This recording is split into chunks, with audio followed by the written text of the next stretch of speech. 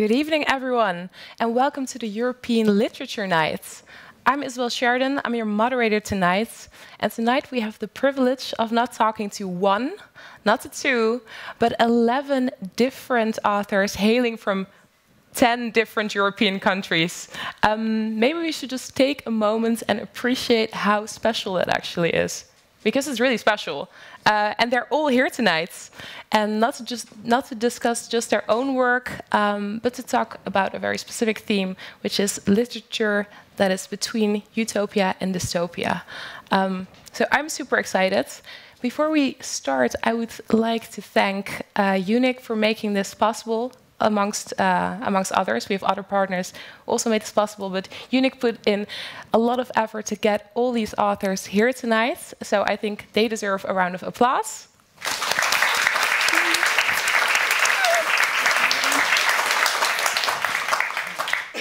That sounded like a very solid applause. I'm very excited for that because you will have to give a lot of applause tonight for a lot of different people.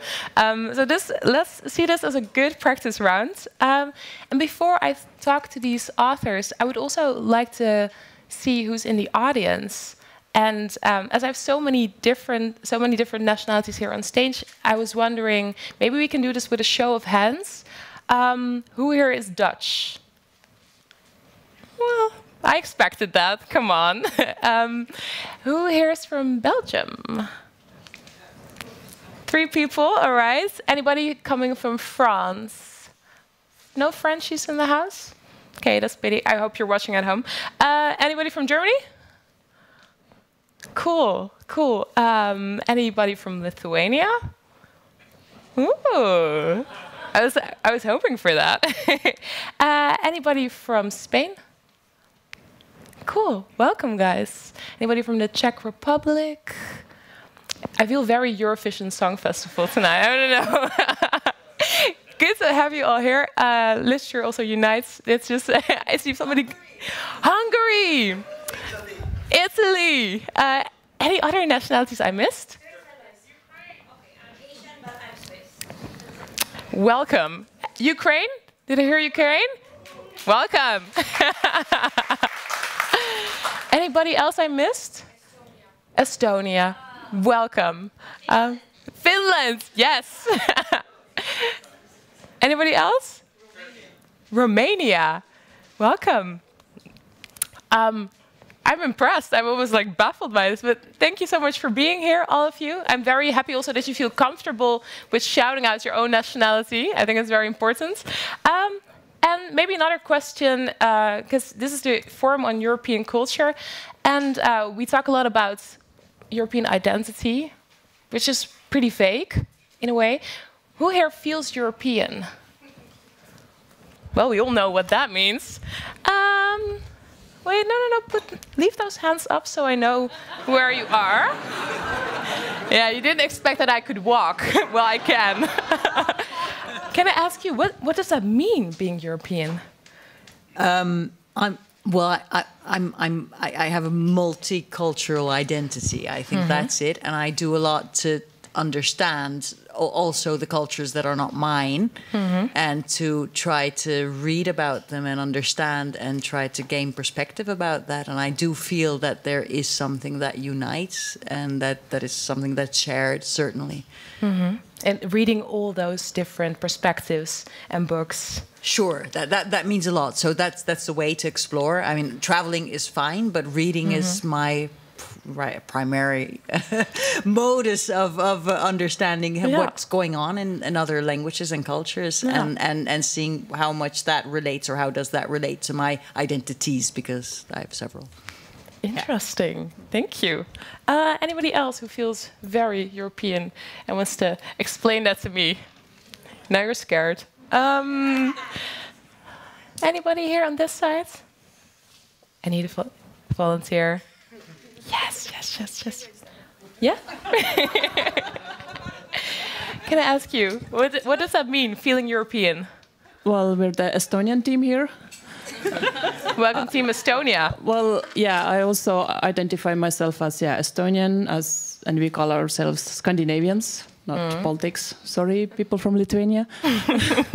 And I recently was in conference, doTERRA, like the essential oil conference, and there they said like, yeah, we're doing so well, you know, all the markets like America, Canada, Europe, and we were like, it's not a country, but yeah, we kind of are like Europe and a bit, but there's a smaller section. So yeah, Scandinavians and then Estonian. Yeah, multiple layers of identity going on, exactly. as I hear. Do you also want to say something? Yes, I'm the only. I'm Dutch, so I'm a minority here. So, and that's maybe the reason that I feel I'm a European. Is that so? Yes, it's strange. We are in the middle of Amsterdam, and you asked who are Dutch or other countries, and yes, we come here, and so I'm going to ask what is European, and not normally. My English is not that best. You can ask nationalities. That's important, but that's the way I'm thinking. And now we have an international group here. So what's European? And I think you have to define what is European when you're going further in your discussion. Well, what is you have a lot of writers here, and they are writing from their own background. Yeah. So, and what is that background? So we say it's European, but I don't know what is the definition.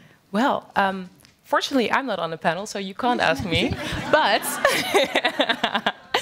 But tonight, we're hopefully going to delve into that. And I'm going to talk to all of these writers from their own backgrounds, and hopefully we can come to, maybe I will return to you at the end of the night and ask you what you thought, and if you have a better sense of the Europeanness. Because as I said, I also find it vague, but maybe we can come to this like collective understanding of what that means. Big task. All right, let's get started then. Well, before we get started, there's somebody else I would like to introduce to you. You might wonder why there is a lady writing on her laptop in front on the first row. Well, she is Aafke Romein. She's a musician, an author, and she has written the books Concept M and 7B, who both provide quite a dystopian view of a Dutch society, if I say that correct. I didn't really mean to write dystopian novels. We never do. No, they happen to end up being dystopian, so yeah. Okay, so people need to kind of maybe read them to find out why they are dystopian. It's nice. They're not translated yet into English, so... Well, fortunately, there are enough Dutch people in the audience who can read them. Yeah. But maybe, Aafke, as you have the mic, can you explain to us what you're going to do here? I was asked to do some reflection at the end in the form of a performance. So I have no idea what I'm going to do. But I'm going to be doing something right at the end when everyone's tired. So bear with me. I'll try not to make it too long. Yeah, lots of coffee. Well, thank you for that. Something is a very, very short recap of what she will do. Wait until the end. That's why you all have to stay committed until the end. Fortunately, there is a break in between if you really want to get a new drink or go to the toilet. So now you know. Well, let's start. We can finally start. We're very happy to have him here. It's Melis Friedenthal. He's going to give an introduction. Melis, come up. Give him a warm hand of applause.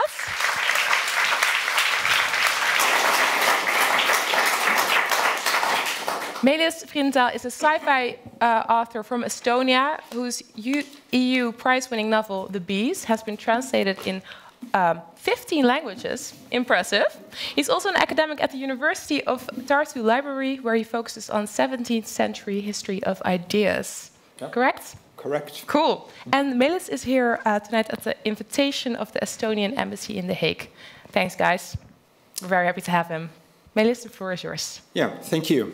Thank you for having me here and for this opportunity or suggestion that I would say... Oh, yes. Yeah. It falls down again. I'll say a couple of words about Utopia and Dystopia. As incidentally as this was organized, it came out that I have written something upon this topic as an academic article and also as a dystopian novel sometime. So I prepared a 10-minute talk. Hopefully it will be 10 minutes. And I have it on the paper here. And I don't have slides, so I hope you bear with me. And I will read what I have written, because that's the way I've used to do things, writing at first and then maybe presenting it. So the question, of course, utopia and dystopia. And we can approach this question of utopia and dystopia firstly through the words themselves. What do they mean? The ambiguity of words is, as we know, the mother of all errors. And by clarifying the meaning of a word, we also get to the heart of the matter.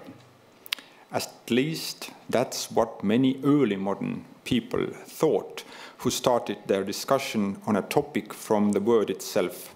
Since the word utopia is of early modern origin and dystopia is not much later, it seems sensible to go down this path. We learn that utopia is a pun created by Thomas More in the 16th century, meaning in Greek either nowhere or a good place. The latter would be Utopia. To us in European Union, this prefix, this EU, adds an extra layer of meaning because the name is always a prophecy. Nomen est omen. Thomas More named Utopia, but he was not at all the first to describe utopia. Already in antiquity, Plato talks about the ideal state. In Christian context, during medieval period, there was talk about the kingdom that shall never end. In the early modern period also, in addition to Thomas More, Tommaso Campanella, Francis Bacon, and Johann Valentin Andrea all spoke on this topic, imagining an ideal society. These utopian places were always far away, not here. They were somehow fairy tale lands, places beyond the rainbow. In this sense, one might say that the idea of paradise is closely tied to the idea of utopia. Both are located elsewhere, not here. The character of utopia is thus not to be achievable, but to serve as a model, as an example.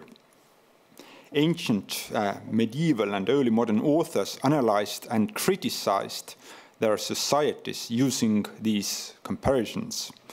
To understand something, we always need something to compare it with, a frame of reference. Is one apple larger than another? Is one tree taller than another? If we only have one apple, one tree, we cannot do this.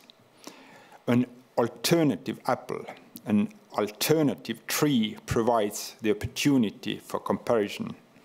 This is precisely why we study history, to compare our society with those of the past, and why we imagine the future, to compare it with our society present.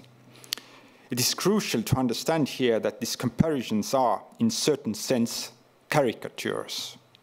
They are caricatures of our own society, and as with caricatures, some aspects are amplified, some are minimized, all to enhance the comparison.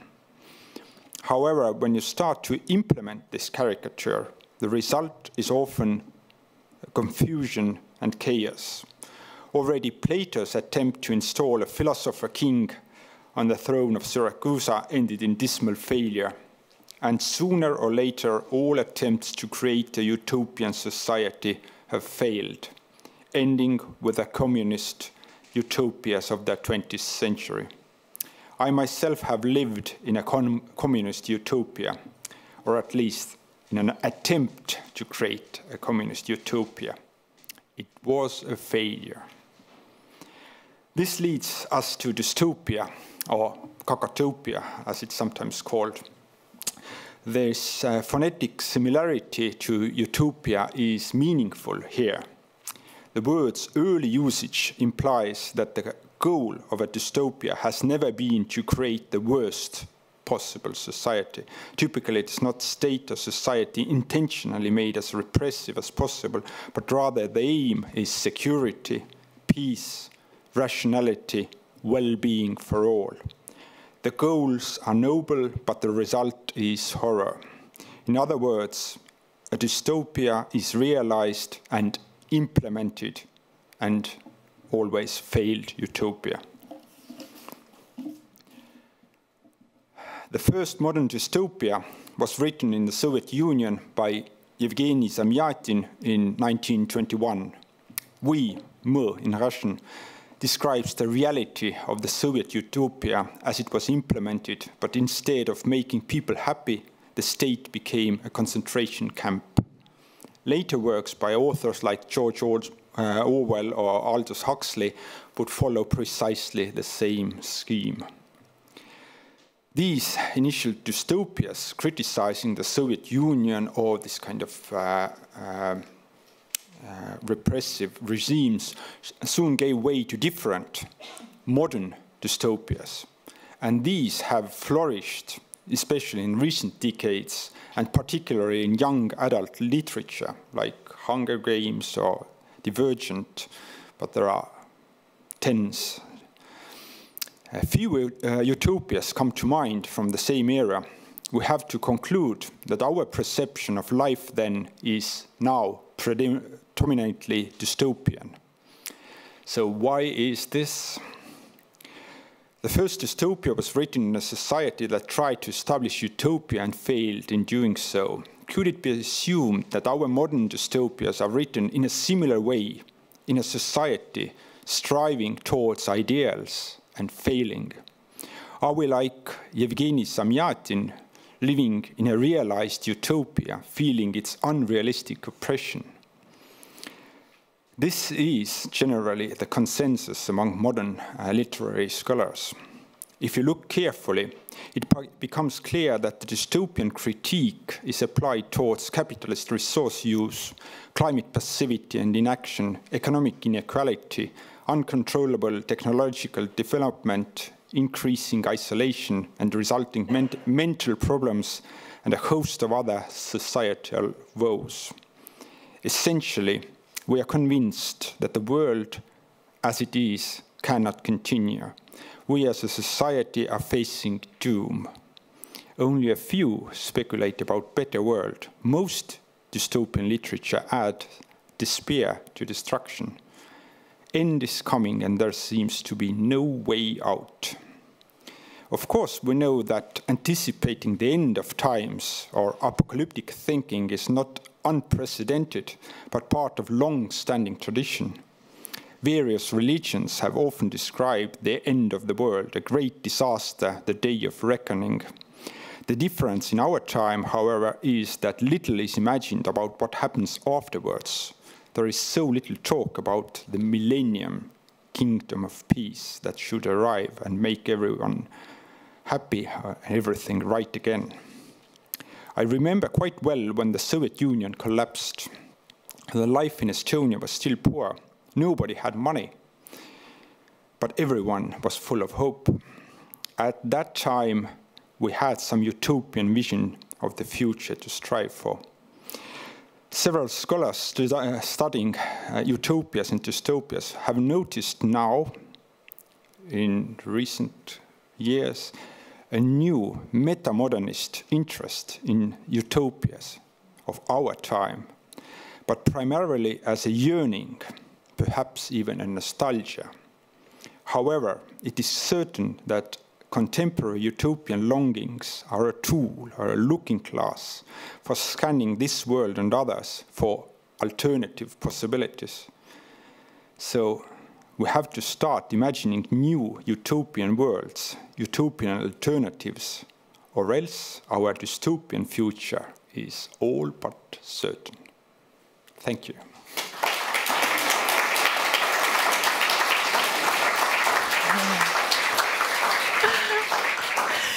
Well, thank you, Melis, for this light introduction to the evening.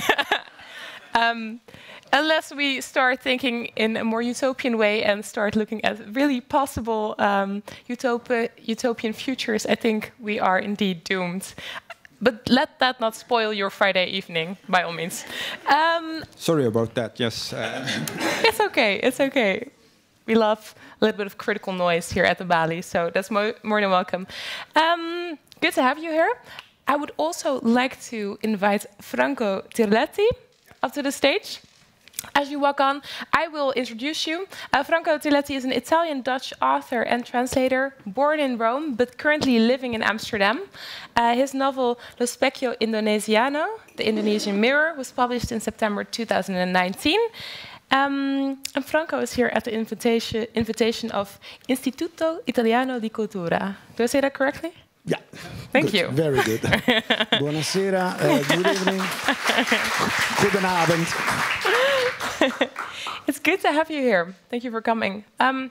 Well, we both listened to a slightly gloomy, you were sweating pearls already.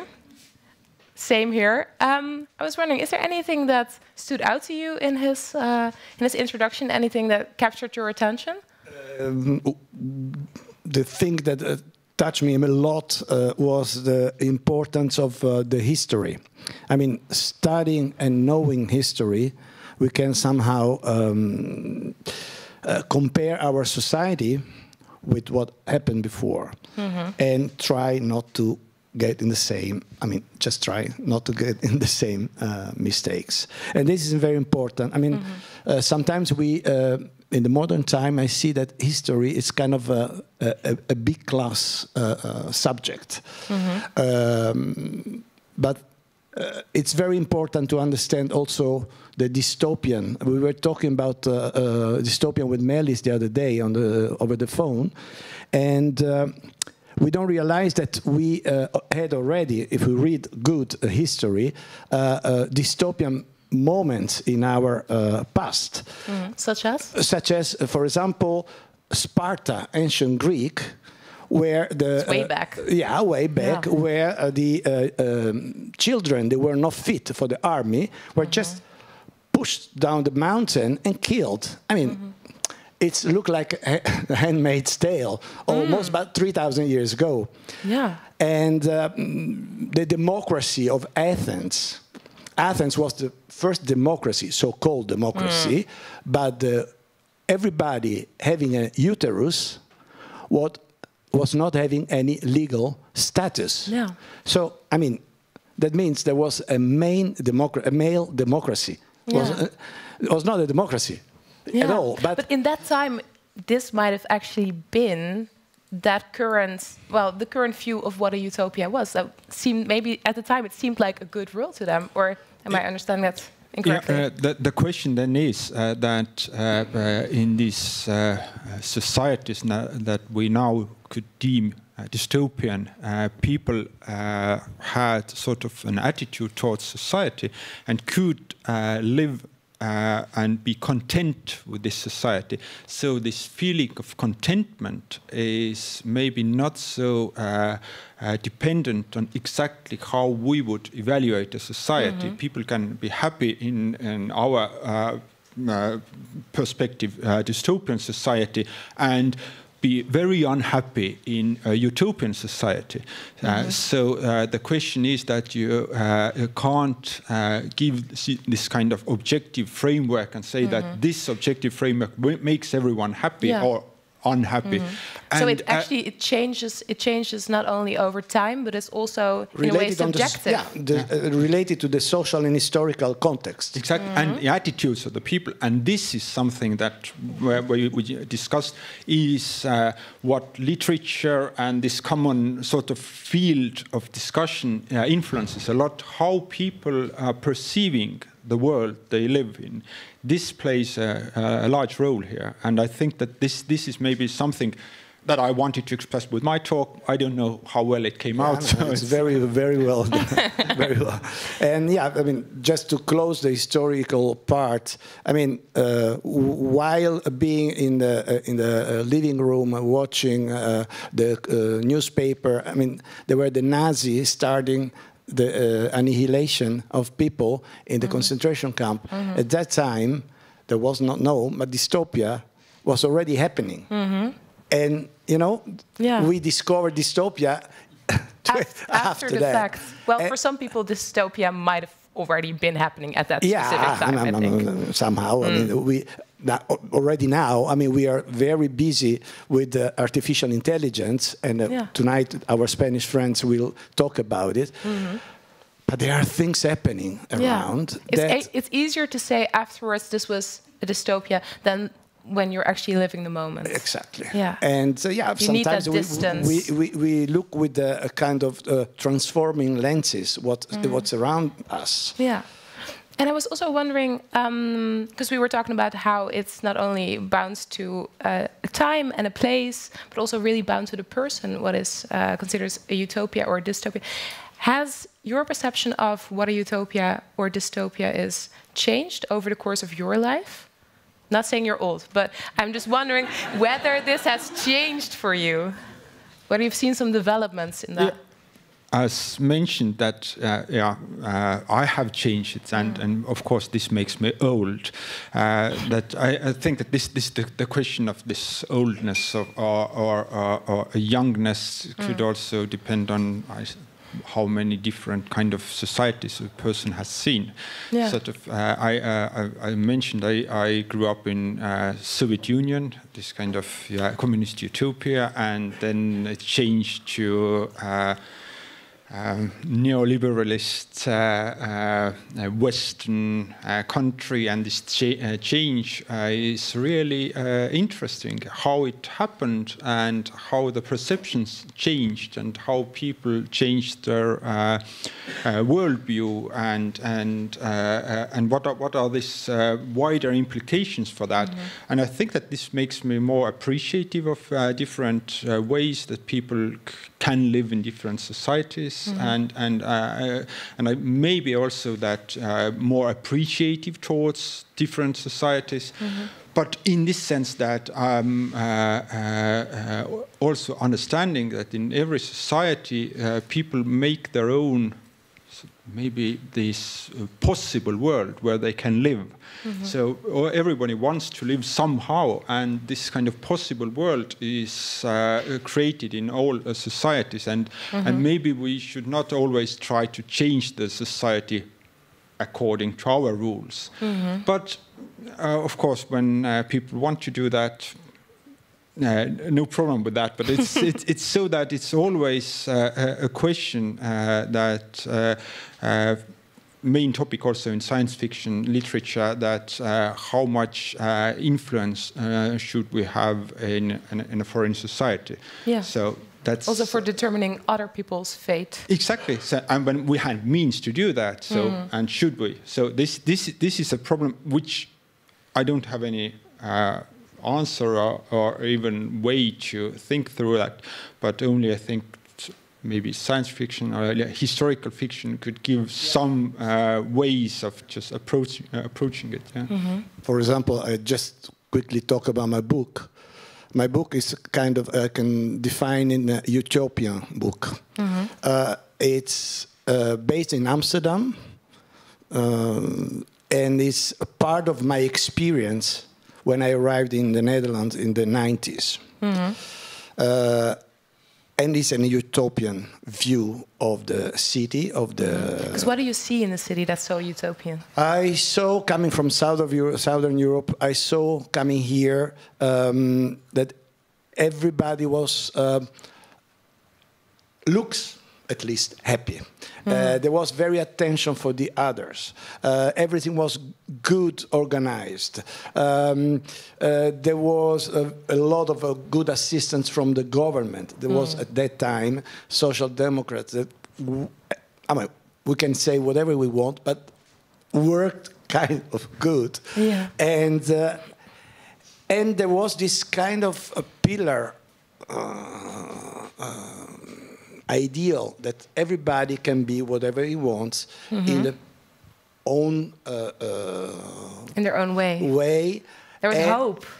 It was a hope, but or possibilities. I mean, as a gay, coming here for me was kind of Disneyland. I mean, really, not only from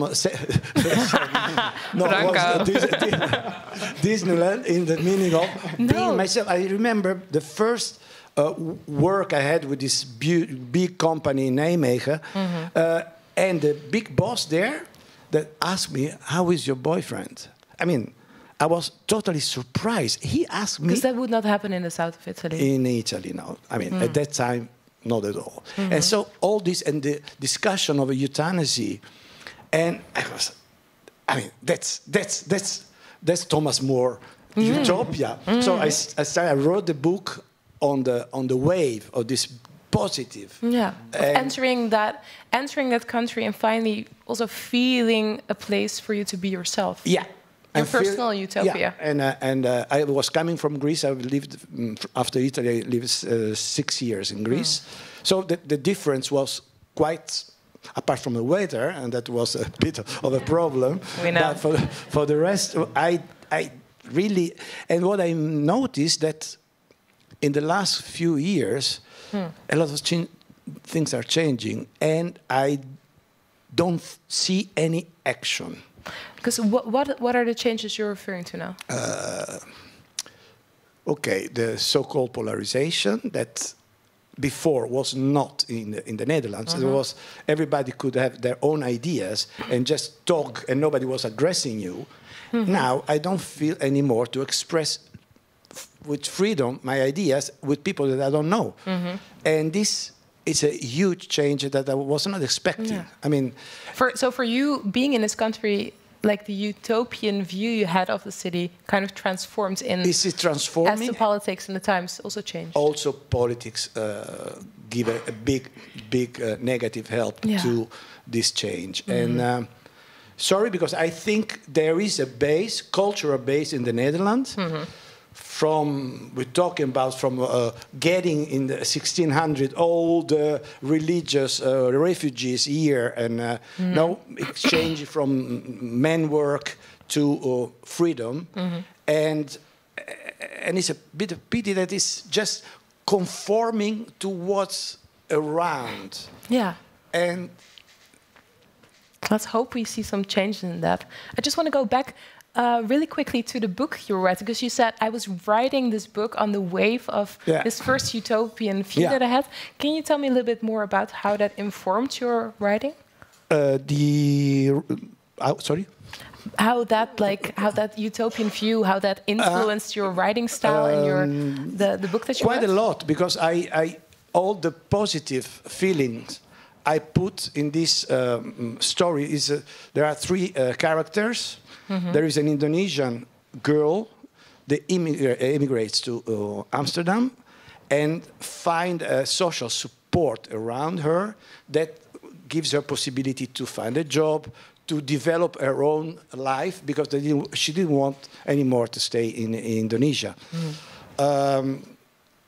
And this very Dutch lady, Femke, really... It's a good, solid Dutch name. Yeah, really Femke. So she comes from Oudewater, so boerenfamilie, farmer family. And she's kind of assertive. Everything is nice for her. Good job, good house, a nice house, very good husband. Everything goes good until sickness in the family make her confronting with the negative part of life. It's not only beautiful and rose-colored, but there are other parts of life that are heavy, and you have to face it. And Femke there becomes an adult. And the third one is a French guy coming from Paris. He's Jewish, so the very important link between them. The girl from Java, she's Muslim. Femke is from a family of Reform Protestant family, so really hard. So you have that religious component. Yeah, the religious component, and I make them understand each other in my book. Like understanding that there is another way of seeing, of conceiving the world, but it's not over my body. I mean, I can stay with that, and there is an empathy. There's empathy and respect. Empathy with each other, and this is something that I lately miss a bit. But that you first found here in the Netherlands. Yeah.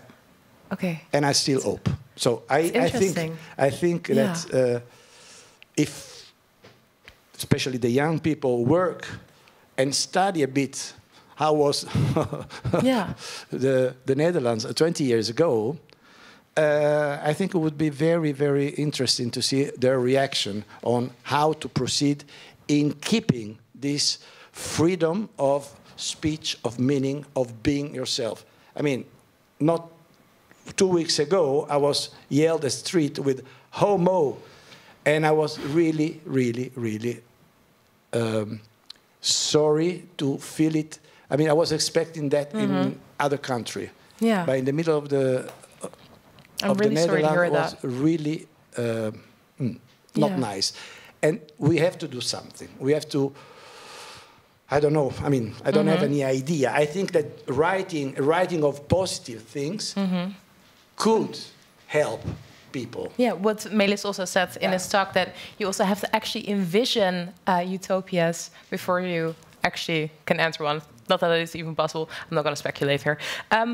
But Melis, I wanted to, because we just heard from Franco how, well, his utopian views also kind of informed his work in a way. But you actually wrote quite a dystopian book, right? Yeah. This is the first book that I wrote. First novel is a dystopian book, and it's basically a book that discusses the understanding of history. So that the main plot is that there is a future where there is no real knowledge about history anymore, and history is constructed of fragments, and people actually have no idea what was real in history and what was not real. So the question is whether unicorns were real or fiction was unclear, and they try to recreate the past without understanding really what was the past like. So they are trying to recreate what we consider mythical animals, and then dismiss some animals that they don't consider real, and say these animals seem to be mythical, but actually these were real animals, and so on. So people without like a really like concrete conceptualization of the world, of their history, of their identity. Yeah, and the idea was that that when we have this kind of fragmented view, then we actually don't know what it was. And the basic idea realized this, that when everything has become digitalized, so then we have, when something happens, then we have real dark ages, because all information is in digital form, and when it disappears, then a huge amount of information becomes accessible. Yeah. So, and we have maybe something on paper, but mostly it's somewhere else. So, and it's already among historians called this kind of new digital dark ages. So, and based on this idea, that so there's also a little bit of a critique on the times that we are living in now. Archival practices, yes.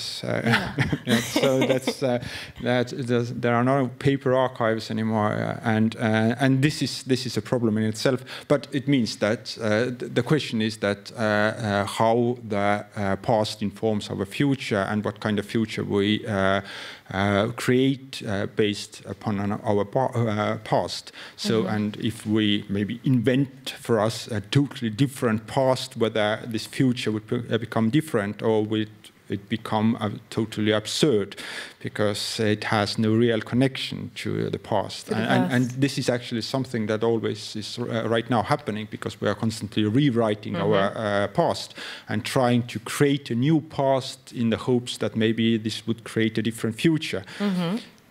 And and this is always a very interesting process. So that how much can we change and still achieve some good results, and when we change a bit too much, maybe when we what will happen then? Because talking to your microphone.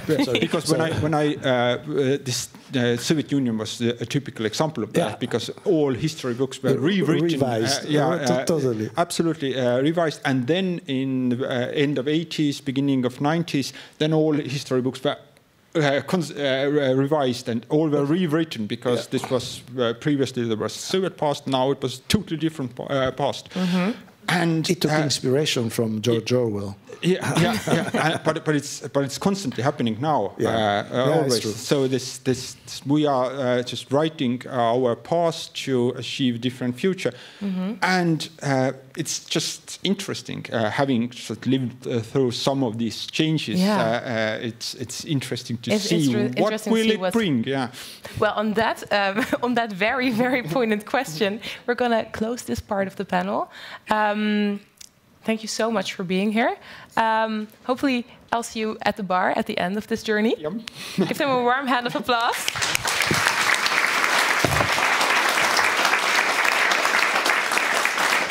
Thank you. A lot of interesting questions from the first panel. Also, audience, if you have any questions, then you can just put up your hand, and then I will.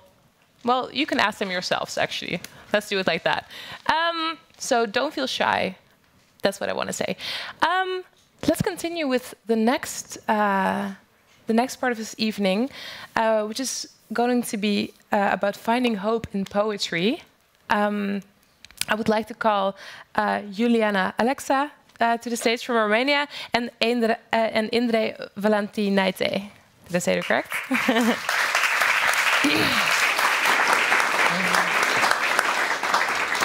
I will quickly introduce you guys. Juliana Alexa has a long career in journalism and communication, and she's here at the invitation of the Institutul Cultural Roman.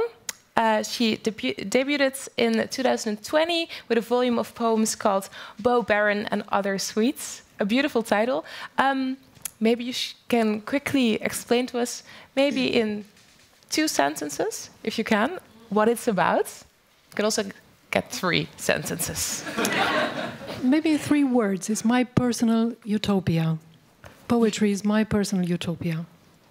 This would be the most synthetic definition of why I write. Interesting. Let's get more into that in a bit. And then we have Indre Valentinaite, a Lithuanian poet, singer, journalist, and producer. She has won many prestigious prizes for her work, and in 2020 she published her 4th volume of poems called Clothed with the Sun. This is it. You have it here. Good. Yeah. Show us. Yeah. That's a beautiful cover. That's a really nice cover. The drawing I made when I was 14 years old. Really? Yeah. And later I discovered it and thought, oh, it really suits here. It's so. Perfect. How your past can inform your future, once again. And you are here at the invitation of Het Litouws Cultureel Centrum in Utrecht. Guys, welcome. So we asked you to bring your poems, and you're also going to read a bit, which is super exciting. And there's no literature night without actual literature. We can talk about it, but actually, like, listening to it is way more exciting. And I was wondering, also maybe referring to the talk of Melis, if we look at dystopia and utopia as a concept, do you think we can ever see them separately from one another, or are they inherently intertwined? You go first.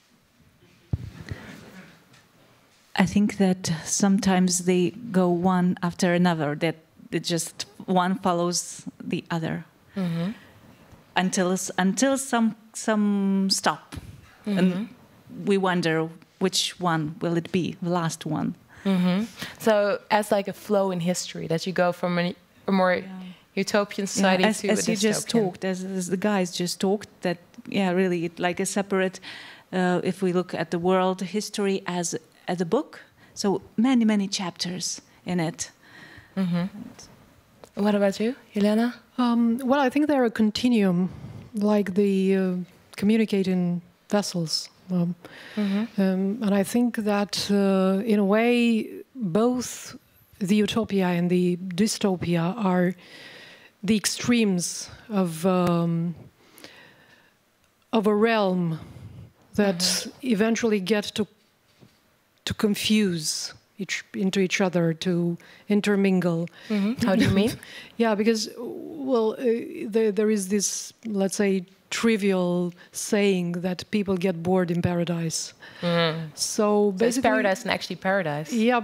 So one can speculate that utopias can turn into dystopias at some point, and I think it's again a historical and at the same time subjective phenomenon. The same reality is different for two people. Yeah, as the guys also mentioned in their talk. We were talking about the communist utopia. I know people who regret it. I mean, it's extremely individual. As a societal phenomenon, it was a disaster, nevertheless. But we can also talk about these concepts in terms of individual psychology and what they represent to me, to you, to various people. Definitely. And has your idea of what a utopia is also changed over time?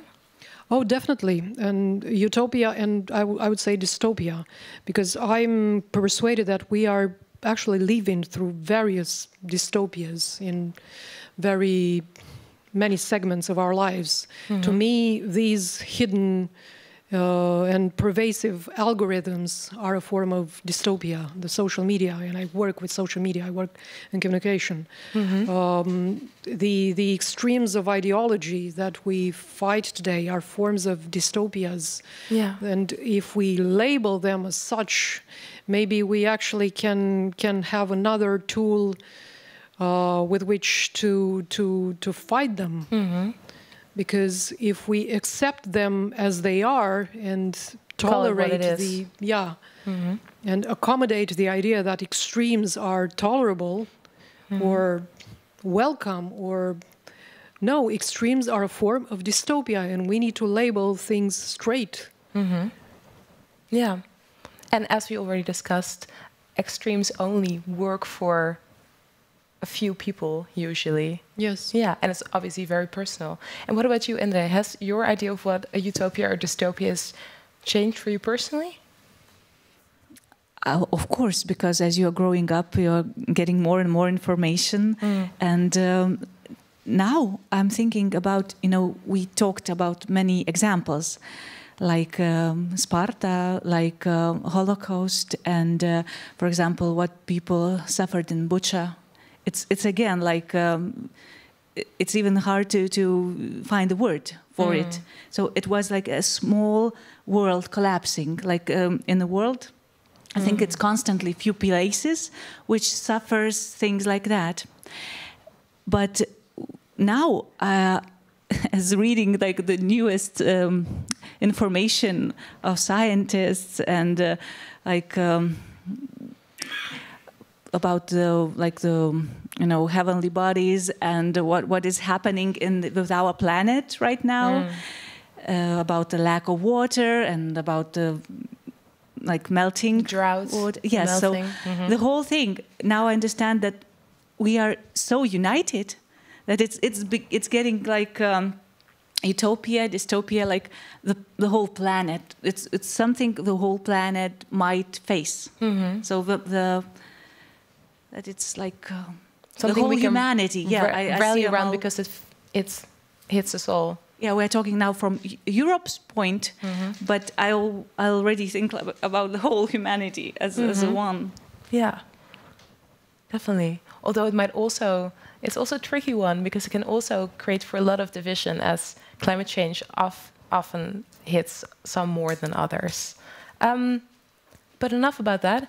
I would like to hear some poetry, and I think the audience would like to hear that.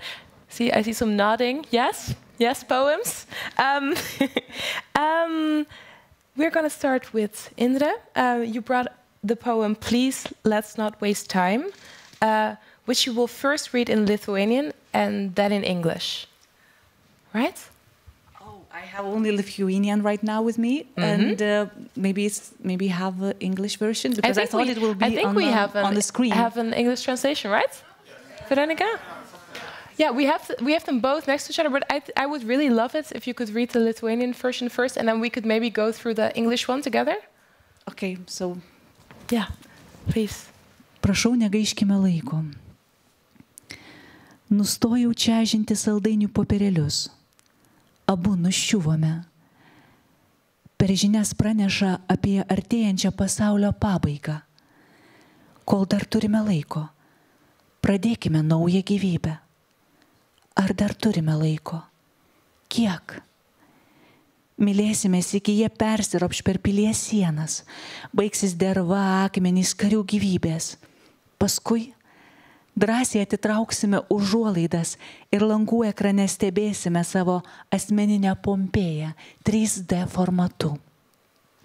Be baimiai pasitiksime išnykimo grožį, lyg seniai be matytą svečią. Tad, kol dar turime laiko, prašau, ateik, pradėkime naują gyvybę.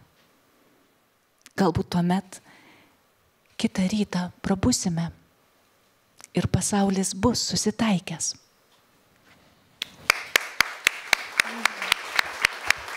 Thank you. Thank you. That was really beautifully read as well. Some people are just really good at that, and I think you're one of them. Thanks. Was it easy to follow the English version? Yeah. So good. Thanks. Yeah. Sorry, I was completely still into the poem because I was just looking like this, so I couldn't completely follow it, and I was kind of captured by your beautiful performance as well. But I believe that you kind of described this apocalypse, right? And I was wondering, do you do so because you fear the apocalypse or because you think it's inevitable? I think that sooner or later we will face it. It's just the question is when. Mm-hmm. I think so, because the planet and everything what we see, all the material stuff in this universe, I think it's very fragile and it doesn't last for long, for like of course centuries, thousands, but not millions of years. So, and now I think we are quite close to doors which we don't know when they will open and what we will find them. So it's not wise to be afraid, but keep finding hope in I think things which last forever. That makes me, for example, I think I'm quite strong because I don't fear things which might come with time. Do you have any tips for the rest of us who might be a little bit fearful of the apocalypse? Where do you get your strength from? Because you said things that maybe last forever. It's faith, because I think that, okay, my body and my soul, my body will die and it will just disappear someday. But I'm believing in the soul, which lives forever. This is eternal. Yes, an eternal thing. So, and I think poetry, it has this special power, and that's why poets are to feel that responsibility to show things behind what is seen. Like good poetry, I think it has the power. It can help people to see through material world, and sometimes to get some glimpses, like of that, or slightly different perspective, another pair of glasses to look at a problem, or so that it feels differently. maybe. Yes, and for example, this title, like "Clothed with the Sun," I used it in plural because I had in mind two souls.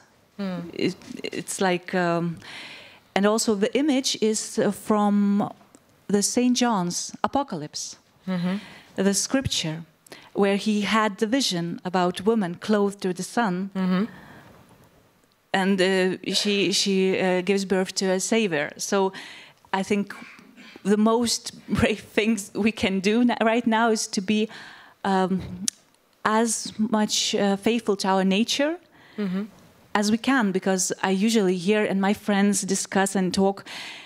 Is it worth giving birth, for example, for a child when you don't know whether there's what still happens? a world Yes. and a planet for them and to about live. ecology, then we are like counting our flights and what does it take for planet to have so many inhabitants. And still, I think that we have to fulfill ourselves, because the time is really it's ticking away, and we don't know how much of it we do have left. So again, I think also a little bit this imagining of new utopias to actually maybe come to a better place than where we are now. Of course, because it's not easy to be on this earth, for example. Yes, as you talk, the dark chapters, they always, you have to face this definitely difficult topics. Yeah. I was wondering, Juliana, how did you read this poem? What did you think? First of all, I appreciate the musical quality of her recitation in her native tongue. I saw it first as because she speaks about love and being in a couple, and the mythical couple, as a way of as a salvation from perdition, from the end of the world, from let's make love, let's watch in 3D our personal Pompeii, which I think is beautiful as an image, both modern, postmodern, and with this using this idea of the mythical couple.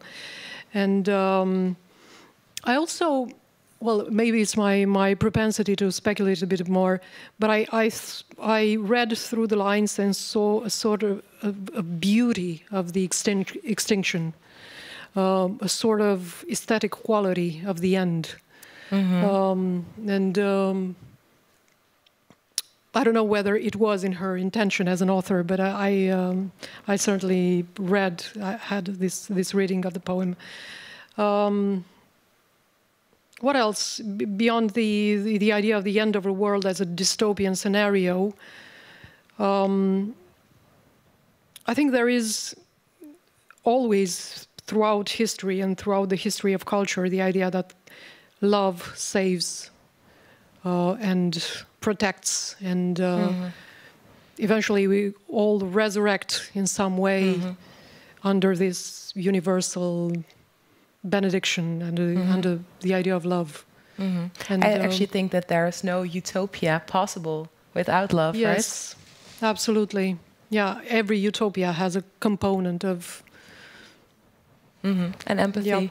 I hear on the first row. Yeah, definitely. I was wondering, because the funny thing is that your collection of poems is called Bo Baron and Other Sweets, and in the first line you see, if you can go back for a second, I stopped undoing the candy wrappers. There's both this reference to candy and sweets, and I was wondering what does candy mean for the both of you, except for the fact that it's delicious. I think it's your turn to explain what you meant. Because I was really wondering, because me and my brother, we would always actually tell each other these made-up stories about candy worlds, which we would do before we would go to sleep. We would tell each other what, well, basically our utopias would look like, and they were made out of candy, as any 4-year-old. That's the point. Yeah. So I really had that childish image, but I meant how we are absent-minded and how easily we live, Yeah. Like without having, you know, these dark thoughts, and it's like having like each day as having sweets, Yeah. and then you hear something terrible things happening. It's like you even it's not tasty anymore. Yeah. You know what I mean? It's you take it away. You don't Yeah. want them anymore. It's just stop playing. Yeah. You hear the news sometimes when you put it aside. So it was very childish Like and very naivety. yeah, very like A girlish. moment of and easy. anxiety of stopping in front of the terrible reality. Yeah. At least this is why I'm interpreting in your text. Yeah. Let's listen to some more poetry, I think. Yeah, you are up, Juliana. Yes. You brought a poem with you called Urban Decor, I think. I think we only have the translation in English up here, but you will... I will read it in Romanian. In Romanian. Yes. Yes. Okay, the poem is called Urban Decor, but the key of the reading is very clear, is a utopia, a description of utopia. Pe străzile cu blocuri făcute din ziare te poți întâlni la un moment dat cu Proust, Cehov sau Tarkovski. Poți bea ambrozie colorată ca cerneala, la o cafenea unde se mai vând și bomboane făcute numai din substantive augmentative, așa cum ar trebui să fie dulciurile, enorme. Străzile orașului din ziare sunt pline de alcoolici. Poe, Hemingway, Baker, Apollinaire fac procesiuni de iertare și de uitare. Îi vezi adesea plimbându-se printre titluri senzaționale cu litere de tipar. A căzut de la etaj din Amsterdam. Sau s-a împușcat din disperare creativă. Alteori, după o ploaie serioasă, titlurile se amestecă dadaist și poți citi s-a împușcat creativ. Și te gândești toată după amiază la varianta asta. Oare cum te poți împușca mai creativ?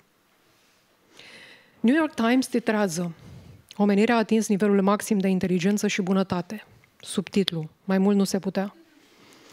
Iar pe străzile orașului făcut din ziare încep să apară creaturi superbe, pe jumătate femei, altă jumătate flori toxice. Din acest motiv, reproducerea populației se va face în faguri speciali. Femeile sunt prețioase, narcotice, puternice. S-a terminat o eră. Gândirea rațională e legea aici, în orașul de ziar. Matematica sentimentelor înregistrează descoperiri majore. Se organizează concursuri de emoții pozitive, se oferă medalii pentru toleranță la frustrare. Uneori se dau spre rezolvare fracții de iubiri complicate. Desigur, totul aparține oricui. Proprietatea comună a termenilor e lege. Atunci când spui durere, nu mai există nuanțe personale, totul e absolut. În orașul cu titlu de ziar se exportă productivitate record de simfonii, elegii, comedie, dramă de bulevard. Poeții, actorii și inginerii schimbă idei și construiesc orașe mai mari, cu verbe proactive, gesturi hotărâte și motoare de inimi. Totul devine poezie.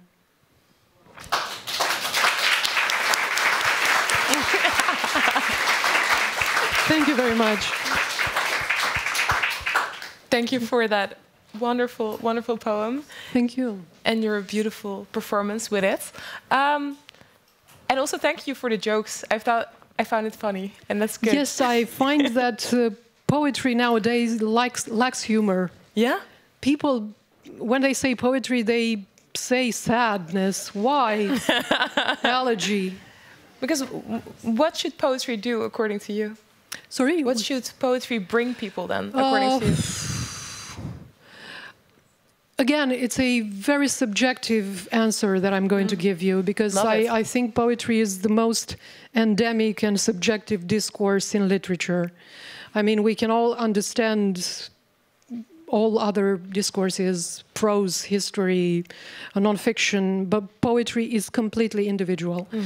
So what should people find or see in poetry?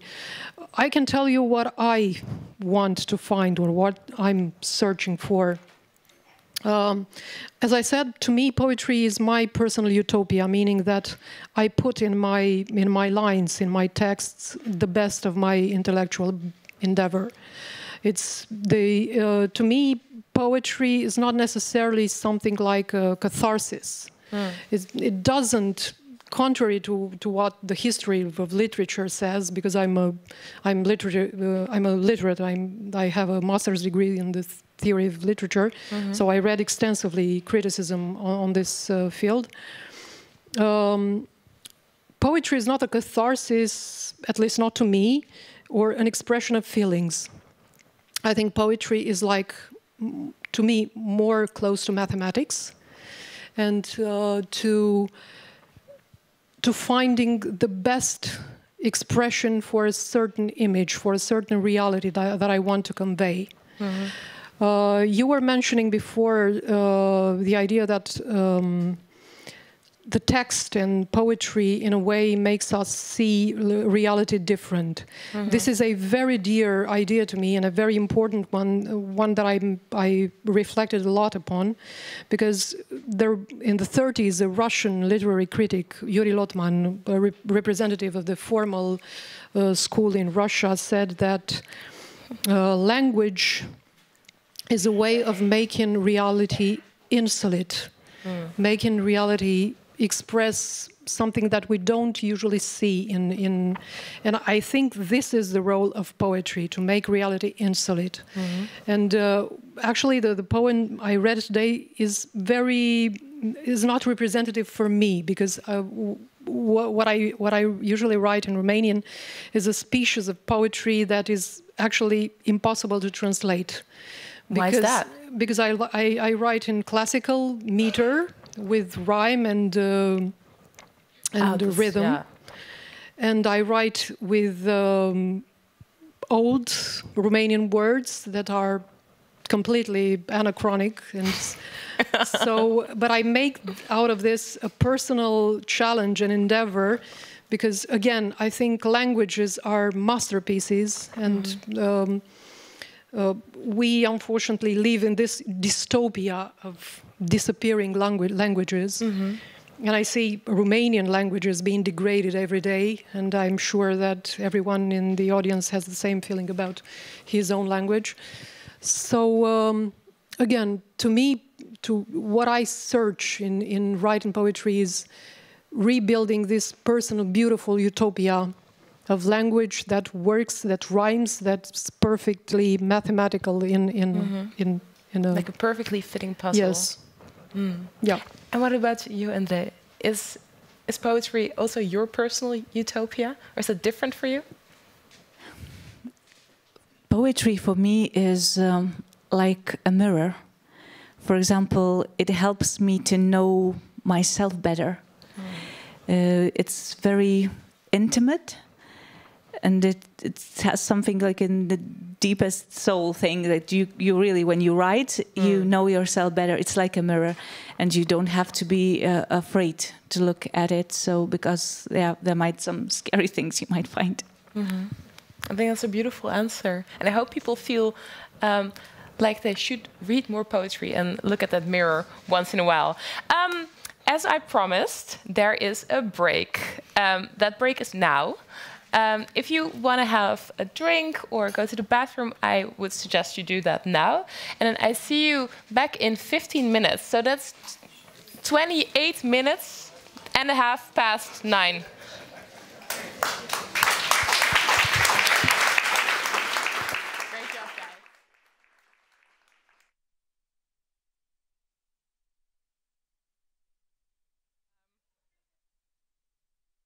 As people are finding their seats, I think this might be a good moment in during the program to come back to the audience again, because I have not forgotten about you. You see me talking to all these people, but I know you're still here, and I appreciate you.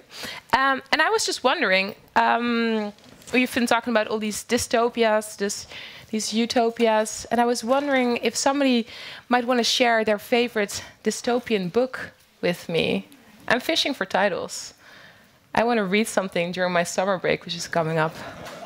Or The Roads. Wait, I'm coming to you. Maybe you can tell us what it's about and why it's great. And please do it in 2 sentences. Like it's a father and his son, and they're traveling through the world that is getting to an end. And the father tries to save his son. I'm sorry. I got 2 sentences, so. And you have to read what happens. The movie is almost as good as which doesn't happen very often, but the movie is almost as good as the book. Okay, so we can choose. The Road. The Road. The Road. My favorite is Fahrenheit 451. What is it about? It's about a fireman that must burn all the books in the world, and it's kind of symbolic of burning the culture. And a certain moment it gets against the system and try to save the books. Ooh. So it's a dystopian with a bit of hope. With a bit of hope. And that's why I like it. I do love like a little sprinkle of hope at the end. Beautiful.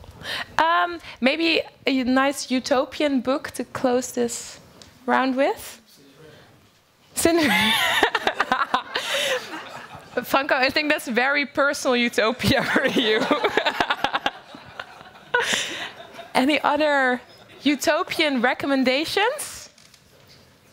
But you divide the world in positive or negative books? That's the question, maybe. There is kind of... I was just wondering if there are any books that sketch a utopia that you really liked. It's also still... Oh, I'm sorry, I'm not looking at the other side again. Okay. It was mentioned earlier, but I don't know the name in English, but Balie from Plato, because I mentioned Melis, I mentioned it already. When life had still a purpose and a goal and a way to live, instead of like a really individual kind of way of living. And there was still like an ideal of knowing how to live instead of just chasing your own good, and like there with no communal sense at all. So that's something I really like, and I think it's quite utopian, to be honest. Good recommendation. I don't know if I'm going to read that on my summer break. It's quite fun, actually. It's written in a nice way, because it's written in a dialectic way, and it kind of feels like a playwright because of the conversations. Yeah, and Plato. They have like actual historical figures that are like being made fun of, kind of in an intellectual way, and like they get told what to do, but in a good way, and it's educating. So I would really recommend it, to be honest, and it's not like dry at all. I am tempted. Let's put it. No, I've actually read it when I was in high school, and I did really like it. For the people who haven't read it, maybe when you have the time. As you might have already noticed, I'm going to hand this to you, so you all have a mic.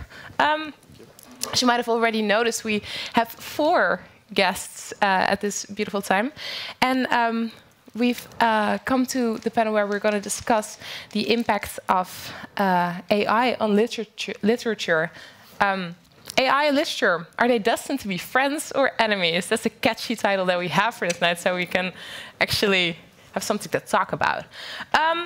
With me here on my left are Carmelo Rodriguez and Willy Lomana, executive creative directors and co-founders of CYW, a multi-awarded independent advertising agency based in Madrid, and the creators of Gatas.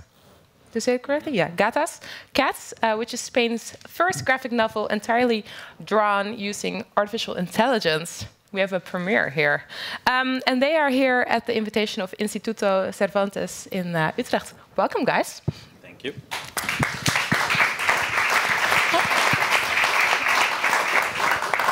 Now you know that you also have to give them an applause, so you have to keep on clapping. But that's good. That keeps the energy in the evening. From Germany and also a little bit from Iceland, I guess, we have Berit Glans. She's an author, essayist, and literary scholar living in Reykjavik, and she is here at the invitation of the Goethe Institute here in Amsterdam. Welcome, Berit. And then our final guest from Czech Republic, we have screenwriter and journalist Klára Vlasáková. In 2020, she published the book Cracks, which is a dystopian novel in which suddenly a strange floating ball appears. I think that's the shortest recap I can give of your book. I'm going to ask you in a bit to explain a little bit more. And she is here at the invitation of het Tsjechisch Centrum in Rotterdam. Thank you. I already asked the audience for some summer read recommendations. And I was wondering, do you have any favorite dystopian or utopian books or, I don't know, volumes of poetry, anything, text? There is actually a genre that we have completely forgotten here that I think is just 100% utopian, and that is romance novels, because they are all about... No, now people are like, but it's actually... relationships of care work, and friendship are central and core to these books. This is not a political utopia, but this is a social utopia. And they are actually the most popular genre on the book market. So we should not forget that. True. Words. And Bede, do you have a favorite romance novel? No, but I like the genre. I mean, that's actually, no. Okay, let's say that's the short answer. Yeah, no. But the genre in itself is, of course, also meant to be consumed. So you read a lot. It's like you don't have like the favorite Plato novel that you take in your camping bag. It's more like a favorite stream of books. It's just like an ongoing stream of love and social relationship. But I think it's an interesting genre, and I think we need to talk about it when we talk about utopia and dystopia. Yeah. Well, you mentioned it. It's here. What about you, Clara? Well, you know, I was thinking, because I come from Czech Republic, as you mentioned, we have an author named Karel Čapek, and he's basically with his brother Josef, he's the author of the word robot that has spread around the world. And he, in his work in 20s and 30s, he focused on the question of technologies and humankind, and also on the question of labor. And because he was translated into many languages, I think he's actually good tip.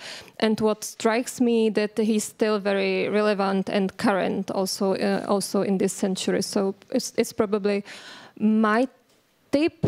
And also I was thinking about the book called I'm not sure about the English title, but Book of Strange New Things by Michael Faber. I hear some fans.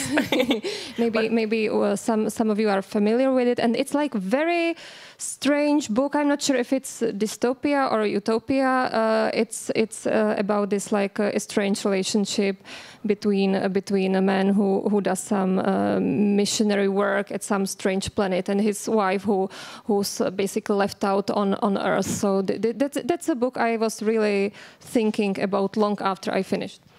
Cool. I'm going to write that down. I hope somebody's writing for me, because I'm not writing it down, but I will. It does sound really interesting. Guys, any tips? Many of the classics. I mean, William Gibson, Neuromancer, for example, which was like a major influence for the comic book. Ender's Game, Ready Player One. There's like a lot of... We're kind of nerdy, I guess, somehow. And I don't know, because it's a genre that is very connected to cinema as well, and to comics. And so there's, I don't know, there's like hundreds of titles I could actually... It's difficult to choose from. No? It is difficult to choose between all your beloved children. What about you? I think Carmelo has mentioned most of the inspiration that we share. But also, I mean, I have to mention a Spanish writer that I really love, that is called Luis Landero. Mm-hmm. I don't think Luis Landero is a really dystopic guy, but he's able to translate emotions. For example, he has a really, really nice book called El Guitarrista, which is the guitarist. Is he? And for example, you can see all the hope he has for his life and how he wants to go to a bigger city, learn how to play guitar, and have a bright future. Mm-hmm. And then the fucking reality that he found when he arrives, and that's it. Sounds interesting. Haven't read it yet, but maybe on my summer list. We'll never know. Summer fire now. Clara, I would like to start with you, because I just gave like a super short and weird and vague recap of your book, but maybe you can tell us a little bit more what it's about. Oh, so you told me we have like hour and a half, so maybe you should you should make it a little bit longer, like 3 hours extra, if it's okay. Well, no, I'm Two just sentences. Joking. Yeah, I'm just joking. You know, the shortest recap is that it's about the like a big sphere, as you mentioned, that descends on the Earth. And this sphere is levitating, but otherwise it does nothing special. But humankind, that it's like really desperate, and it wants to find some meaning in it. They try to understand it, and they basically start to change quickly, and all those like processes that have been already in the society, like automatization of work or lack of belief and lust to find something new and exciting in life, start to accelerate really quickly. And the book follows like a group of characters. There is no one main character, but it's like an ensemble novel. That's a really beautiful, concise, and also really interesting recap of your book. And I'm looking very much forward to reading it. And I was wondering, in the introduction, I said you wrote a dystopian novel. But I was wondering, do you also do you feel like your work, the work that you wrote, is dystopian? You know, as a writer, it's for me like that I finish something and then I basically like wait what the other think about it and which type of label they put on it, because maybe it's like similar for you guys, but I'm really not sure what I wrote when I wrote that. I love it when authors say that, because then they're just human like we are. You know, and in this case, it's like it's like a good reason, and it's very vital why we have like readers and critics as well, because you know the relationship between authors and critics are not like super strong and super good all the time, but I think we really need them to give us some like perspective and some feedback. So when people gave me feedback that it seems to be that the novel cracks seems to them like dystopian or sci-fi, I was like totally okay with it. For me, it's something like a social sci-fi, because I'm like a huge fan of sci-fi, but I don't feel like I'm able to write this hardcore sci-fi. I think this is like that I borrow some things from the sci-fi genre, but I work with it very like loosely and very like freely. Yeah. I wanted to go to you, Berit. Well, as an author and a scholar, you write a lot about technology. Why do you think, emerging technology is such a grateful topic for dystopian writings? Because we see a lot of them on TV, but also in literature. Yeah, I actually don't like them very much. Sorry. No, thanks for your honesty. I think it's very easy to write about technology as a dystopia. Why? I think that's actually the easiest way to write about technology, because we're all scared of stuff that is new. And new technology has inspired fear since forever. So writing dystopias on new technology is just actually pretty easy. And that's why I don't like it. Yeah, but maybe do you have any good examples of literature that has a more utopian vision of emerging technologies? That rarely exists, actually, but I have a negative example. That is Dave Eggers' The Circle. Oh, yeah. Maybe for the people who don't know it, give us a short recap. It's the tech entity is always big and evil and a mean corporation, and the idea is to create a world that is very negative. And I think that is not the truth. I think with technology, bad things happen by chance and because people don't care. So I think that is a very boring way of writing about tech. Yeah, definitely. Well, guys, do you also agree? So do you write like that?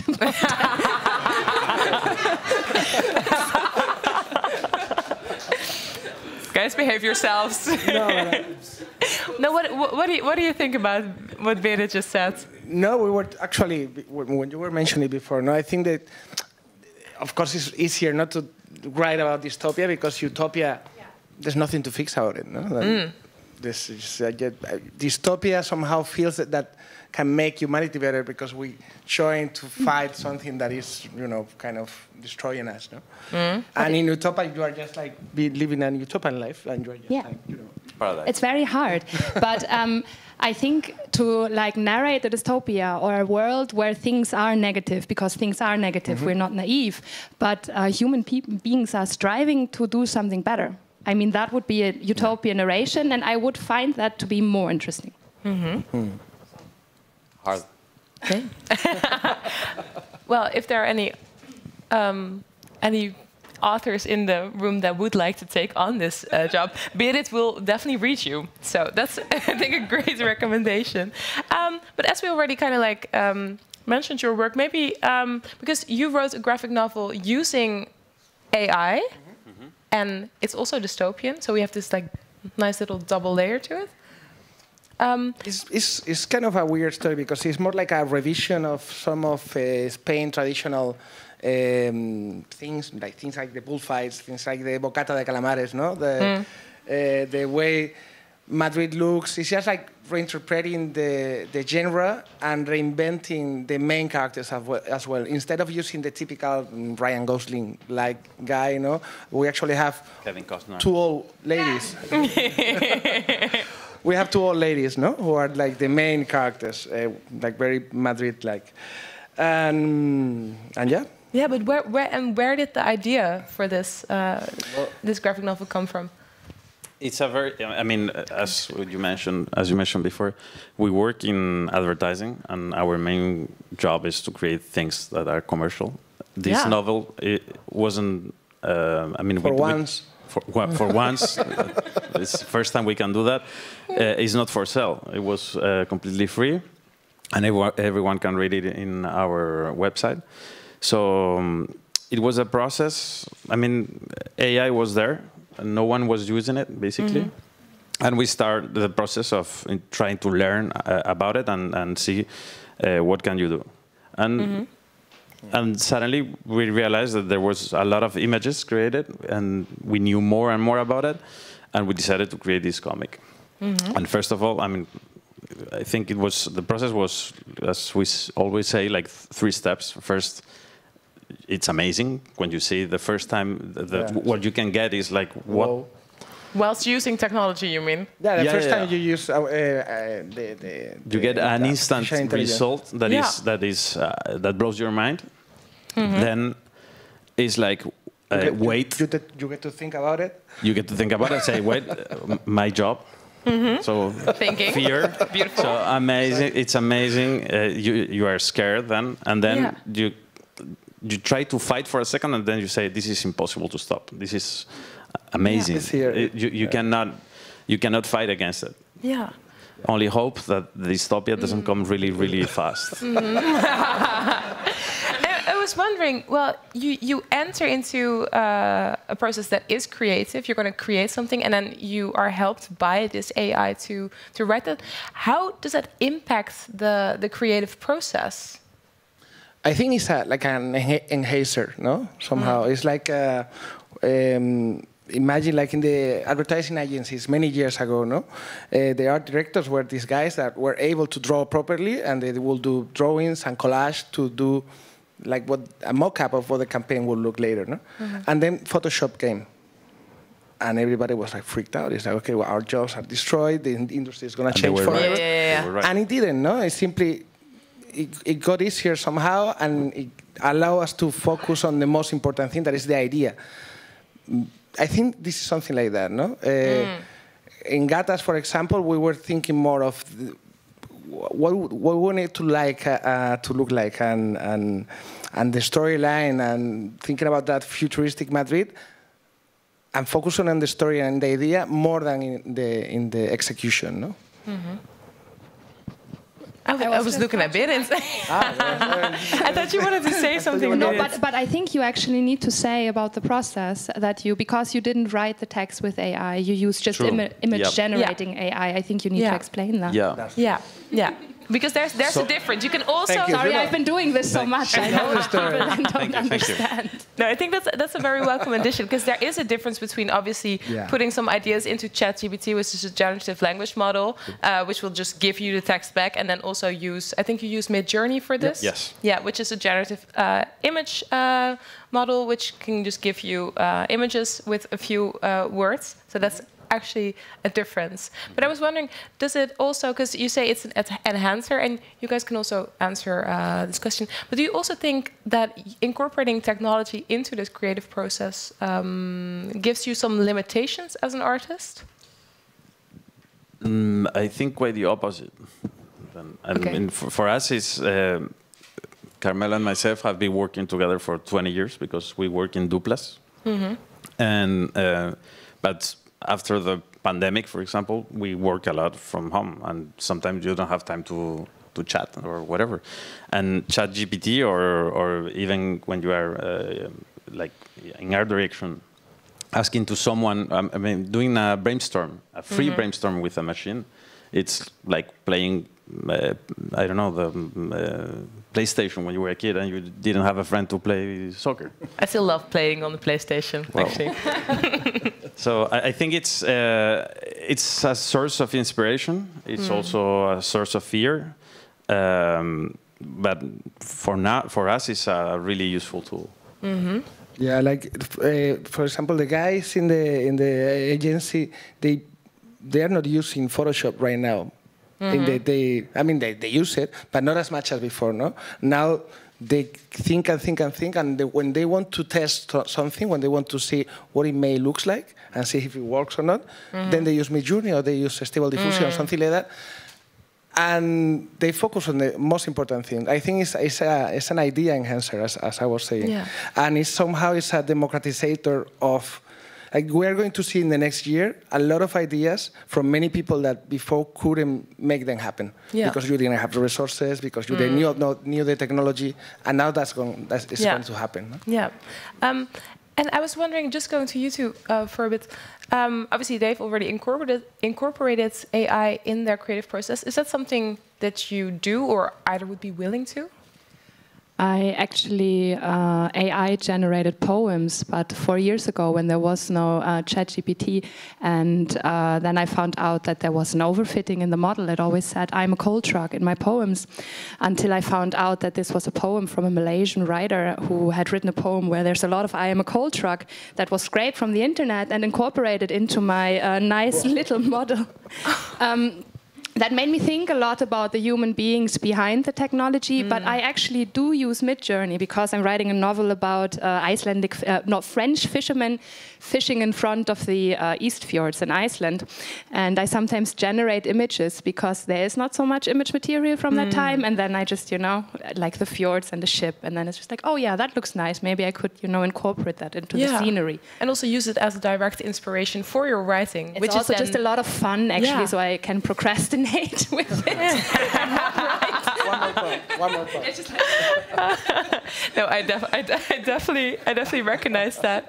And what about you, Clara? Would you, as a novelist, incorporate AI into your practice, and in what way?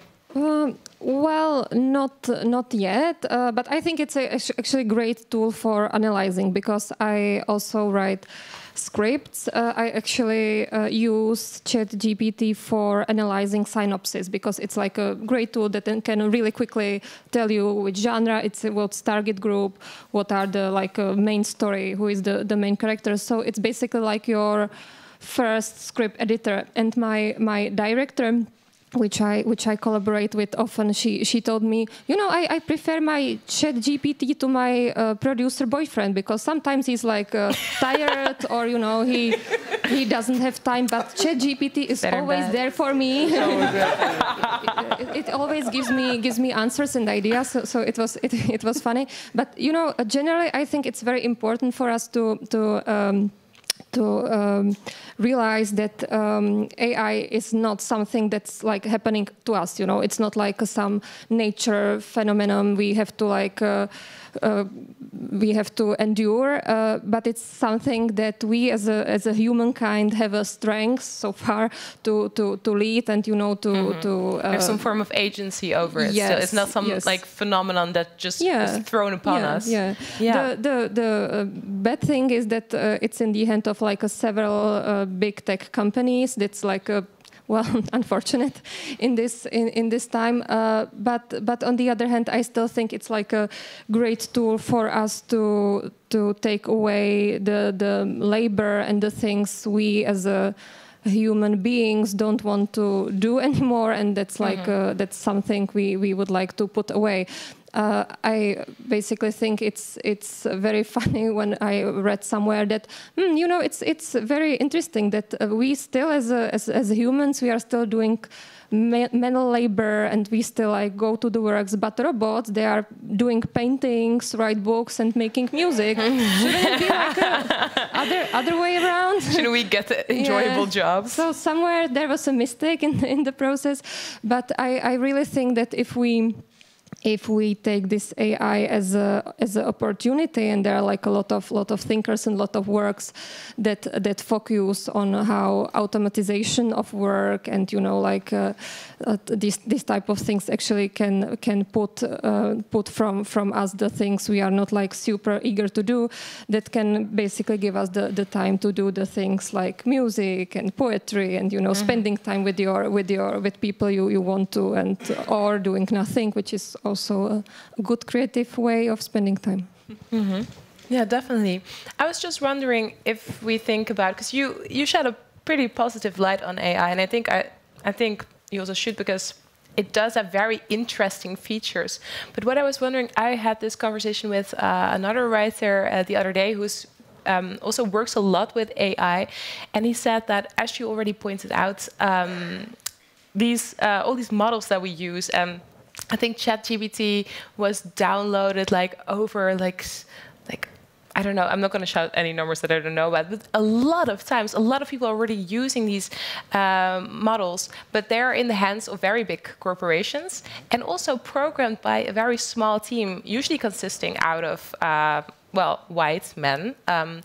And his concern was that using these language models also would generate this gulf of very mediocre text, because the way they work is they're predictive language models, and they they give you the the most mediocre text you can get, because it's just based on all these texts that are already out there. The data is quite mediocre in that sense as well. So he saw that as an actual threat for creativity and authenticity of literature as well. How do you see that? I'm going to talk about Icelandic. What are you going to talk about? Go.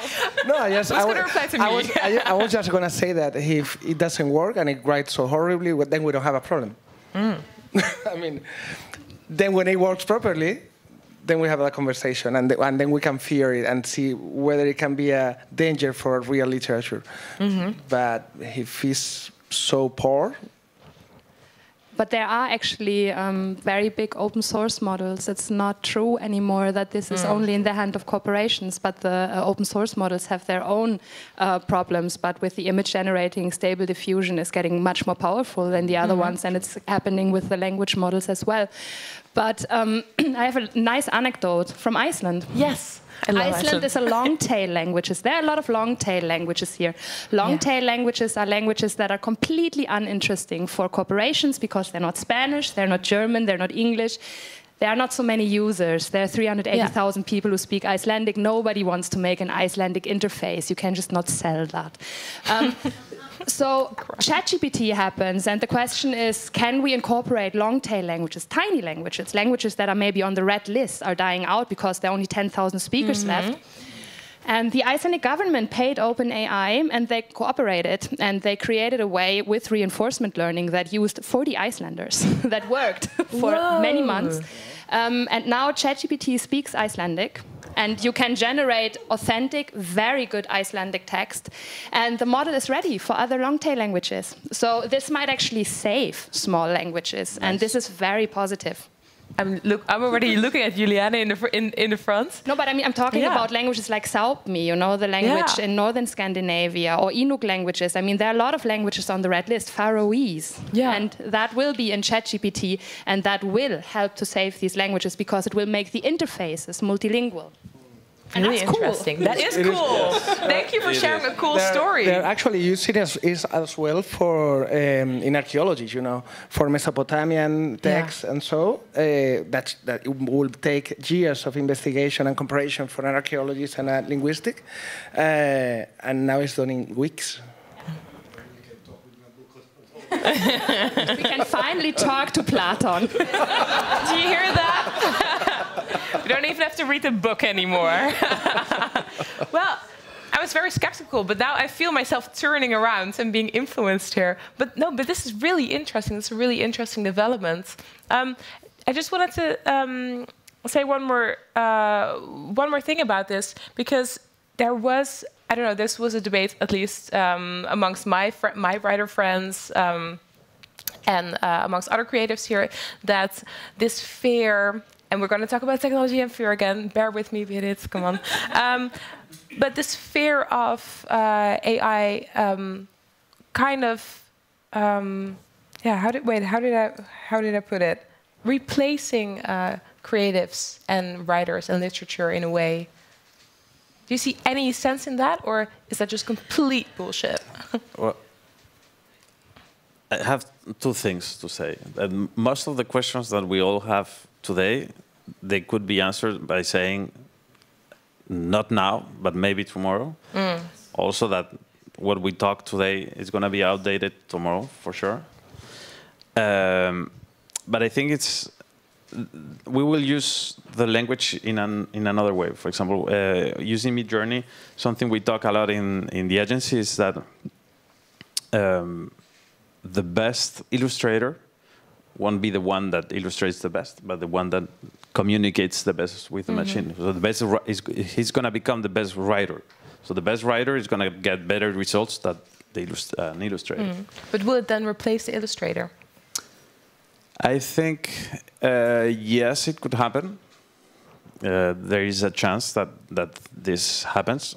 I also believe that, I mean, it's a complicated question. Actually, it's a fun thing. We were chatting yesterday with ChatGPT, like throwing him questions just to have its point of view. And it always says the same thing. It's interesting. I get your point, things like that, because there is no answer to that. Most of us think that literature has to be done by a human being because it needs that experience and connection that a writer puts on the novel. Yeah. But the machine, GPT, yesterday was saying, but wait, is the reader who actually interprets the feeling. So if it doesn't matter if the text is wrote by a machine or by a man, because the one that decodifies the text is a human. It's human. Yeah. It's very complicated. No, but I do totally get your point, because we always think there is an inherent quality about the things that we read, because there is somebody that has lived a life who's put down their experience on a piece of paper. Is that important for you to enjoy texts as a reader? Think about it like it's music. If you give to an AI all the music in the world, all the classical music, all the Beatles music, every single song, and it's able to compose a song that will make you cry or will make you happy or give you the goosebumps, and you don't know it's been done by an AI, you will say that it's a good song. Probably. Then when you know it's done by an AI, you will judge it, and it's like, that doesn't work that well. Yeah. I wasn't that moved, you know? Yeah. But if it, probably. It works, no? And about the other question you were saying, we were talking today in Cervantes Institute about this, and it came out like an example of when photography came, you know, in the 1800s, I think 19, all the painters were freaking out because they had the exclusivity of the image, reality No? If you wanted to portray something, you will talk to a painter. And then suddenly this new thing called photography comes, and it's like, okay, we are done. But it actually killed the job field for illustrators. The painters remained, but the illustrators went away. And art evolved into a more conceptual type of art. Yeah. Yeah. I'm always these discussions about what gets replaced. I mean, there's right now a strike in the US of screenwriters who are striking because they're scared to be replaced of AI. But what I find is it misdirects the focus because it thinks about future possibilities of job loss when there is already a precarious industry in the field of AI where people are terribly exploited, which is click work, which is necessary to produce the data sets to train the AI. And that is really precarious, awful work that is done mostly in poorer judging countries. images. Exactly. But we're not looking at that. We're not looking at click work at all. We're thinking about, oh, the illustrator, or where's the writer going to go? But that there are people who work for, $1 an hour to actually create the data sets or maintain the data sets or do the reinforcement learnings. That is actually, I think, what should be much more talked about. Definitely. Yes. Let's applaud that. What about open source models? Because open source models don't use this kind of hired labor. Open source models, for example, Stable Diffusion uses Lion, and Lion is a data set that is the whole internet scraped, and that's why Stable Diffusion gives you so much pornography when you create. So you could actually technically argue that click work is necessary here, right? That's why they try to sort of ban these. This is a mess. This is a super complicated field where there are no easy answers.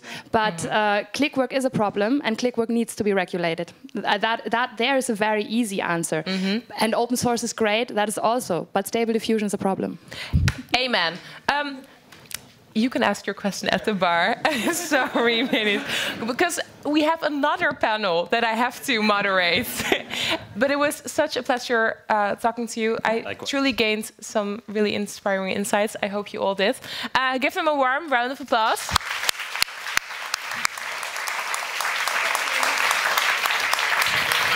Thank you. Are you still with me, audience?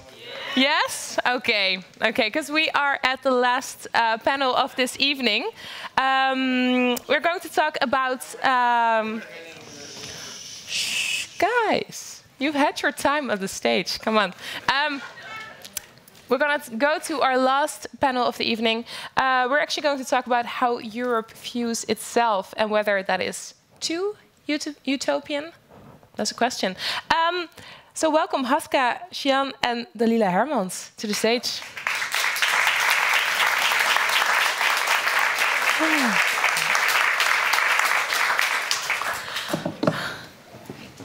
If Mike's right here. Thank you for being here. Thank you. Thank you for having us.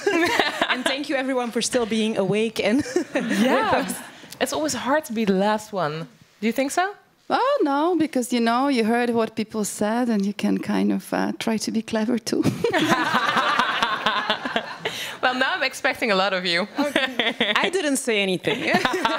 No, but I'm expecting a lot of you anyway, so that's I think. Oh, short introduction, guys.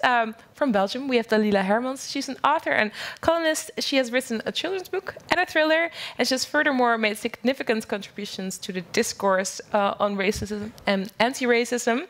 And she's here by invitation of the Vlaams Cultuurhuis De Brakke Grond, which is very close to us. If you ever want to go and see a really cool show, besides here, then go there. And then we have Haska Xian, who is an award-winning author from Ukraine. She wrote her first novel, Hunt, Dr. Hunt, which I think is an incredible title, on her cell phone while she was... Partly on your cell phone. I had to. It's not that, I'm not a fan of technologies, referring to the previous conversation. Yeah. But yeah, I was in the hospital and it was the only thing I had, hidden under the pillow, so I had to use it. And actually it was really was my first iPhone. I had it for 6 months, and before that I was really rejecting, how do you touch the screen? Do this with your finger? It's disgusting. But then and then you ended up in a hospital, and you were instead of watching Friends, There were people in the hospital. You were like, I'm going to write a novel. Yeah, but actually, like even back then, it was I still like didn't like have this habit, like just referring to previous conversation. I'm very like really like old school and quite like rigid to technology as a person. So, for example, for me, it took time to understand that instead of taking a note, you can just take a picture of something, of a timetable, whatsoever. And the same with this. Like I could never think about just dictating my text to the phone. I still had to type. Well, I think that's a lovely contrast with the panel we just had. You also wrote the novel Behind Their Backs, which won the European Union Prize for Literature. Hot shit.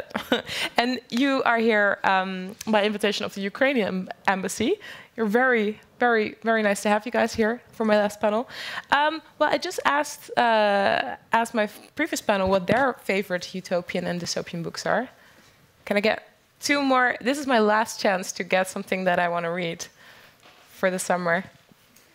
Well, I'll start with it's a novel which, I mean, I wouldn't say it's my favorite utopian novel, but I would really love to mention it because it's like not known worldwide. But for the different historical context, it would be definitely known because it was written in 1928 by a Ukrainian author, Volodymyr Vinnichenko, and it's called Solar Machine. And it has this utopian, anti-utopian, dystopian idea of people like not needing food, but living on solar energy. So basically, there is this machine invented that uses like grass and like all green stuff to process and processes the sun. And people just live like on some kind of photosynthesis thing. Like plants. But then everything goes banana, so it doesn't end well. Everything goes banana, but then because people are not motivated. But then in the end, they Don't spoil the end. I mean, there is no translation. Okay, I'll motivate. To translate Ukrainian literature more actually, because actually he was I don't know the whole details, but he was about to be nominated for Nobel Prize with this novel. It's really like a solid, great novel. I love it, and it shows a lot of this like social issues. And it's too bad it's not in the this global picture of utopian and dystopian novels. Let's hope it gets translated soon. Dalila, any last tips? I've been thinking about this since you were asking the question to the audience. I'm going to say something very, very cliched.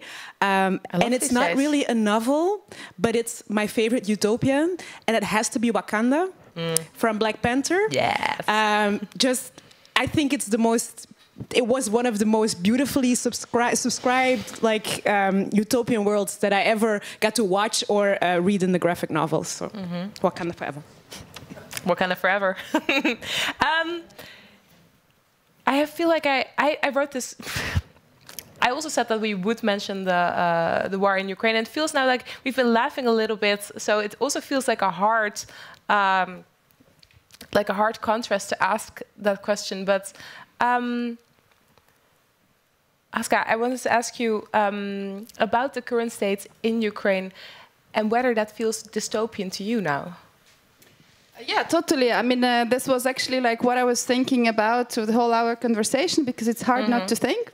Because, I mean, I would give it like a bit of historic context as well, my personal historical context, because I was also growing up in USSR, born in USSR, so I remember end of USSR. And the thing is, like, you know, like Europe, like Western Europe especially, for us it was like this kind of utopia, this kind of sweet dream. Like the most utopian book for me in my childhood, it was Auto Catalog, like, you know, because it was some... because...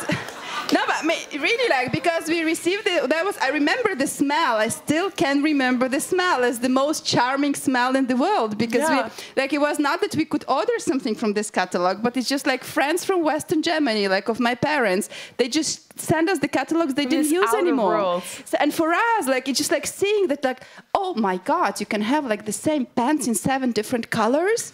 Wow, this is like utopia. So for us, like, you know, Western Europe, it was a dream. It was like this, like, and also like it's true that it was also Balie epoch of Western Europe. Let's admit it. So then, like, when then there was poor 90s, and then when something good came to Ukraine, like in 90s, beginning of millennium, everything had this beginning euro. So like it's really hilarious because we had this word like euro, I don't know, dry cleaning, Euro Remont, Euro renovation, and it was nothing like that is Euro. It's just like everything good had this like Euro, it's really Euro was utopia, like everything that is good is Euro, and then we kind of like built up our own utopia, and we like basically last decade it was really great. The country was really developing in a wonderful way, and. So actually, like when people started to travel to Europe more, like they saw like, okay, it's not that utopian anymore. We can just build our own utopia, and then it's true. Like like when I listened to this poem of Apocalypsis, I thought like shit. But like in Ukraine these days, like this apocalypse can come for everyone, like every next morning. Like last month it's like daily shelling of Kiev. So basically all the couples who go to bed hugging, basically they go hugging understanding that their personal apocalypses can happen tomorrow morning. So definitely it's like, and like my personal utopia anti-dystopia here is just like, my perfect utopia was imagined by John Lennon, like, love and peace. And like, I was like always this kind of hippie, like weapons shouldn't exist, war just shouldn't happen. Yeah. And then like, and then my perfect utopia now that like Russia never exists in the state it exists now as a country. Like not in the sense that like, I want to destroy it. I just like understand that the perfect utopia for every Ukrainian would be not to have Russia at side as Russia as it is now, as this like colonial imperial state with its colonial ambitions. This is like our perfect utopia now, and this is something I could never think about being my perfect utopia 2 years ago, like before the full-scale invasion. We lived through this war for 9 years already, but the first 8 years, and it's also like I thought about my novel in this perspective, because it's a super realistic novel about a girl whose boyfriend goes to army and she hates it. That's behind their backs you're referring to. At the first 8 years of war. And but the thing is that like I understood that like this girl, she's basically was building her like he was like not even building, he was trying to hold to her personal utopia as strong as possible, because everything she was doing, she was just like pushing out this existence of war from her life, like closing her eyes, hiding under like under the blanket. So for us it's like really like living with this utopia, dystopia, like everything is different as it was. Like for me, like it's super utopian to sit here now in this nice room. Yeah, and like, have a nice conversation about literature. Yeah, and like just talking about IA and all these cool things, the things I always loved and the things I always enjoyed, having this bohemian life and basically that's it. Sorry, I took so much time. No, you're very well. Did I mention we have time this evening? I did.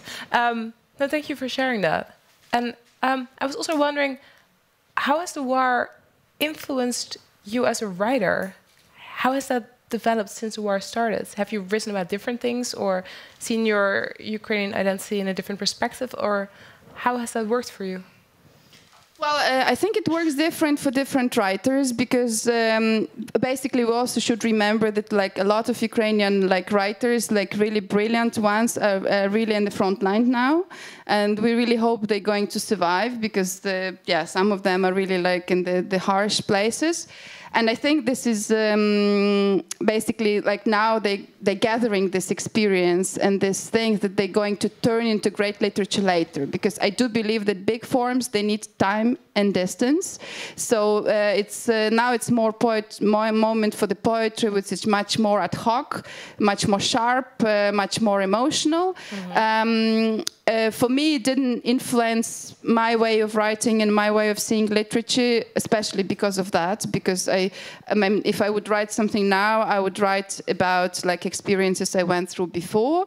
So like it didn't influence me, and luckily I don't see it like, because some people see it the way like, okay, what's the point of literature? Like in the sense like, if this horrible things are still happening in the world, I don't see it this way. I still think that literature is a very important way to process and to reflect and to also document, but not in like like reportage way, but in more like essential way in some sense. But also something like just like to come back to this thing of utopia and utopia, the thing I thought about, like this is one of the most dystopian thing to see this Russian tank that like came from Ulan-Ude to for the people who don't know, Kiev, just standing here like in front of this theater. Like this is something like hard to imagine.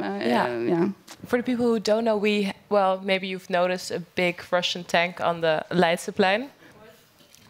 Well, there is there was an artwork which was a Russian tank that was brought. That was first in Berlin and then at Groesbeek Museum here in the Netherlands, and it was a Russian tank that was destroyed, and it's now at Leidseplein.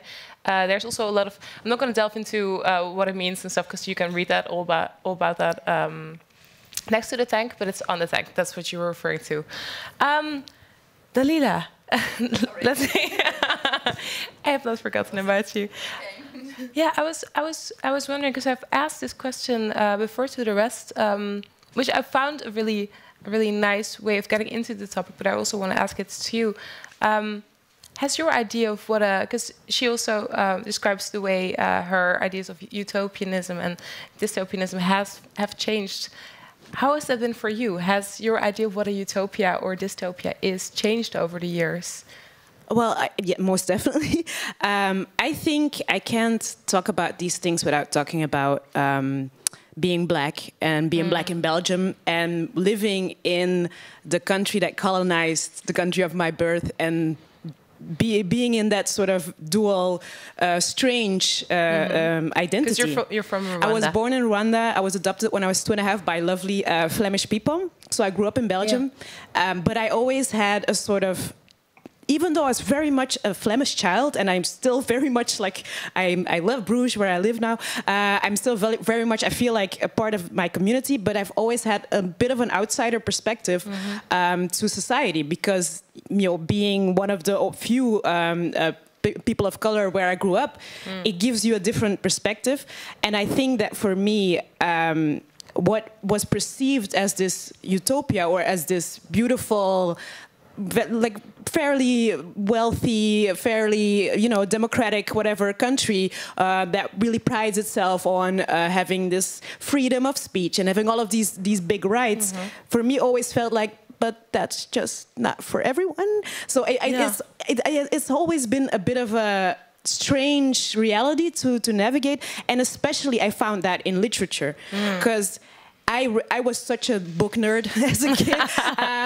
I'm becoming one again now because I'm in a jury in this prize and I have to read a lot. But as a child, I was always like with a book, and it took me a while. But after a while, I started realizing that all of these books, all of these romance novels, all of these adventure books, all of these beautifully utopian sort of stories excluded me and excluded a whole lot of voices. So there was always this sort of wide world that didn't really exist, where there was no diversity, and everything happened within that world that I didn't see as a reality. So I think I've always been sort of...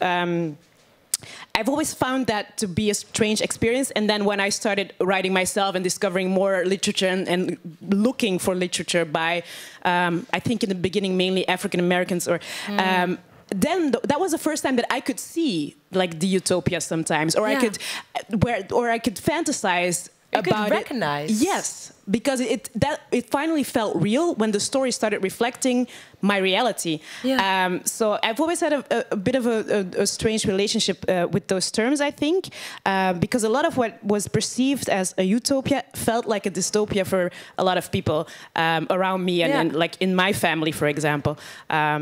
My biological family and I are very close. Most of them all fled to Europe, so they live in Belgium after the genocide in '94. So they tell me the same stories about how Europe was like this dream. It was a dream. It was, oh my God, everything is perfect and everybody's rich. Yeah. And then they came here and it's like... confronted with a different reality. Yes. Yeah. So there are bits and pieces. Of course, I never lived through a war myself and couldn't imagine having to do it now. But there is a bit of a recognition there when I think about what my biological family went through and how they speak about that. That switch. And I also see these parallels, like, you know, with not being seen, like with not being present, like, because like for people it's hard to perceive that like Ukraine, like and other countries of like post-USSR, they also colonized by Russia, because like, you know, we all white, we all like kind of similar, we like our languages are similar, like what do you mean you're colonized? But I really recognize and feel echo in what you're saying about just not being present there, like, you know, like, Yeah. Definitely. And so, speaking of colonization, Dalila, do you think that, Europe, or maybe particularly Belgium, has embraced its colonial past yet as a part of their cultural identity? Well, no. Sorry for asking obvious questions. Sometimes you have to mention it, you know. But it's nice that you ask. No, I really think we have a long way to go, especially in Belgium, because we were such a big colonizing force. What happened in the Congo is such, you cannot even begin to describe Belgium without seeing how almost everything is linked back to that period and how all the wealth was gained back then. Yeah. But it's a very, very sensitive subject still, even though a lot of work has been done by activists and by writers and by intellectuals over the years. It's still a highly, highly sensitive subject. I've had quite a few run-ins with how sensitive it is over the past few years. Saying things simply like I've been doing that. Like I've been saying in my writings, but also in interviews and things like, for example, colonization happened, and maybe we should teach our children. That will lead to like endless amounts of death threats and craziness. So no, it's something that is still very much a blind spot. Yeah. And I also feel like it's still very much a blind spot in literature. There's still not many Belgian, or especially Flemish, but Belgian writers who have delved into the subject or who write about reality. They always write about reality and exclude that very essential part of history. So I think there's a long way to go there. Yeah.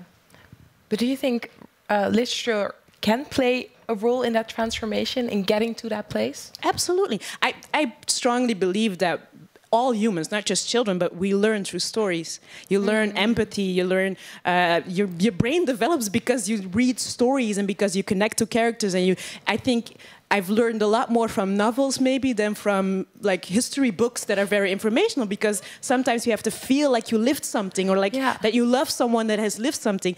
And so I really hope literature will start filling that gap. And as you also mentioned, I think you were very right about what's happening currently might not be translated yet into that, those novels, but it will happen. And I feel like for the colonization, especially by Belgium, for example, it should have been happening by now. Yeah. We've had enough years to start. Yeah, definitely.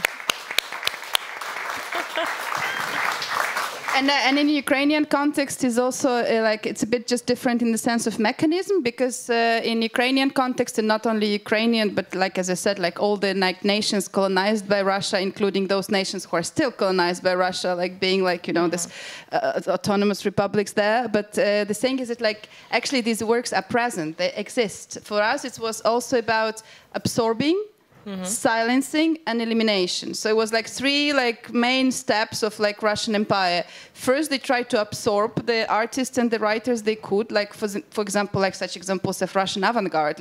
All over the world, it's called Russian avant-garde, but it consists of Jewish, Polish, Ukrainian, but they erased that. Artists, and the same with in any field, academic, artistic, every field, there are so many names, and then those who could not be absorbed, they were eliminated. And for example, in Ukraine, we have this wave of writers that is called executed Renaissance. It was exactly 100 years ago, 1920s, bright avant-garde authors. Luckily their works survived, but they were silenced for all Soviet times. So they kind of came out again only in the 1990s. So people started to read them again and to discover them again. And then it's also even for us, it brings this understanding, because Ukraine was always pictured like peasant country, with misery and hard life in the countryside. But then you read these urban novels from 1920s, and you yourself as Ukrainian, wow, this actually the way these guys lived, it's just it was kind of silenced, hidden, killed, eliminated, whatsoever. So for us, it's also about getting things out, and this decolonization process in the museums, reclaiming what was lost. Exactly, in the museums, in the artworks. So this is a lot of work to be done in the art field here as well, with what is already created. Yeah, definitely. Yeah, and I also really appreciate that you give language to the situation, because I feel like when in Flanders, let's say, I'll just stick to my own experience, when we talk about Ukraine, it's a war, and we're only focusing on the invasion and the war. I've never heard it connected to colonization. It doesn't get spoken about in that same way, even though it's very clearly the same principle. So thank you for putting that in perspective. Making that link. This again proves how powerful words are, which is also the reason why we are here, I think. I think I could talk for more hours, but I think maybe we could close this panel by the reading of a poem that you brought. Yes, I'm sorry, I have to. You promised you would do this, Dalila. So yes, I did. you brought a poem called Blackbirds. Yes. And I think as this is the literary night, afterwards we will come back to Afko, who's still typing avidly on her laptop. But I think this part of the program will be closed by that. Okay, I'm gonna have to give you a little bit of context, not too much, because I know you'll be scared. I wrote this poem, and I didn't write it because of the literary strength or anything. It was really something that I wrote because it was like a feeling in the pit of my stomach, and it speaks about what we were just talking about the colonized or formerly colonized people that live amongst us, and that we are sort of turning a blind eye to and aren't seeing, but that are finding their voices themselves. So that's why. And it's based on the song by the Beatles. Already mentioned the Beatles, Blackbirds, because I recently discovered, I didn't notice that it was written about the African-American civil rights movement, actually. So it fits. So nice. Okay. Blackbirds are singing, not in the dead of night, but in the light of life. In the bright and joyous sparkle of a crisp new day, into a void so often but void of darkness, singing and dancing without chuck or jive, reclaiming voice and narrative and crafting a fresh way of singing freedom from cages of starkness. Blackbirds are singing, and their songs vibrate in midair, leaving wiggly lines of sound waves on a blistering horizon, breathing life into age-old questions of right and wrong, of just and unjust, of bad and good, fair and unfair, reciting dreams of our foremothers, because still we be rising to new heights of inspiration in word, movement, and song. Blackbirds are singing, even when no sound is being uttered, when the lyrics pause in the back of our throats and we are afraid to dance outside of our own home, when our speeches of liberation are under breath muttered, or our fight comes in small acts, not in declamation of holy oaths. We sing through a painting or a poem. Blackbirds are singing. Listen to their thundering roar, their cries of joy and abundance and urgent presence, the stomping of their feet and clapping of their hands, all they have lived and seen and are willing to die for, their beauty and divinity, their glowing essence, the songs that hold their righteous demands and commands. Blackbirds are singing. Can you hear the mighty melody of peoples who mock among you, but you fail to see? Can you feel the vibrato of thousands of them in harmony or in conflict with each other, themselves and all that insulation? Do you still hear the melodious vibrations, the songs they exude of freedom, of liberations? Blackbirds are singing. Blackbirds are singing. Blackbirds are singing.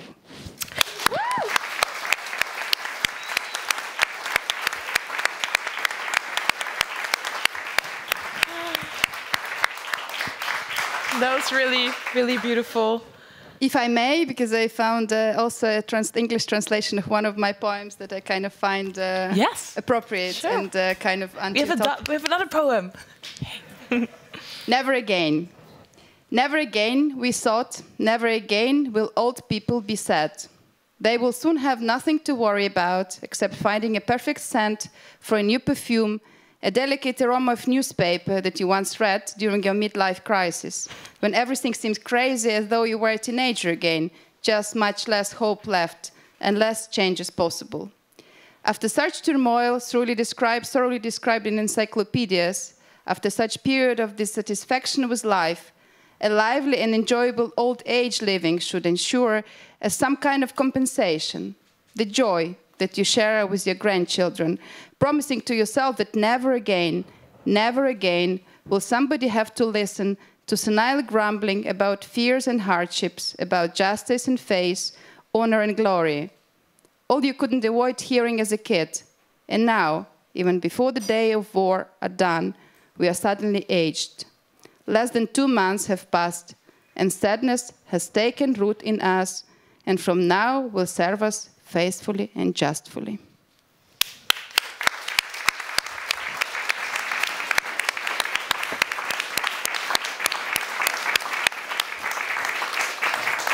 Thank you so much, Haska and Dalila. And then we are coming to a close. I hope you enjoyed it. I had fun, personally, which is the most important thing, of course. This is my night. This is my Friday night as well. Then to close things, I would like to invite Aafke Romein to share with us what she has learned about the evening. Big task. Where do you want to sit? Yeah, I'll sit there. Yeah?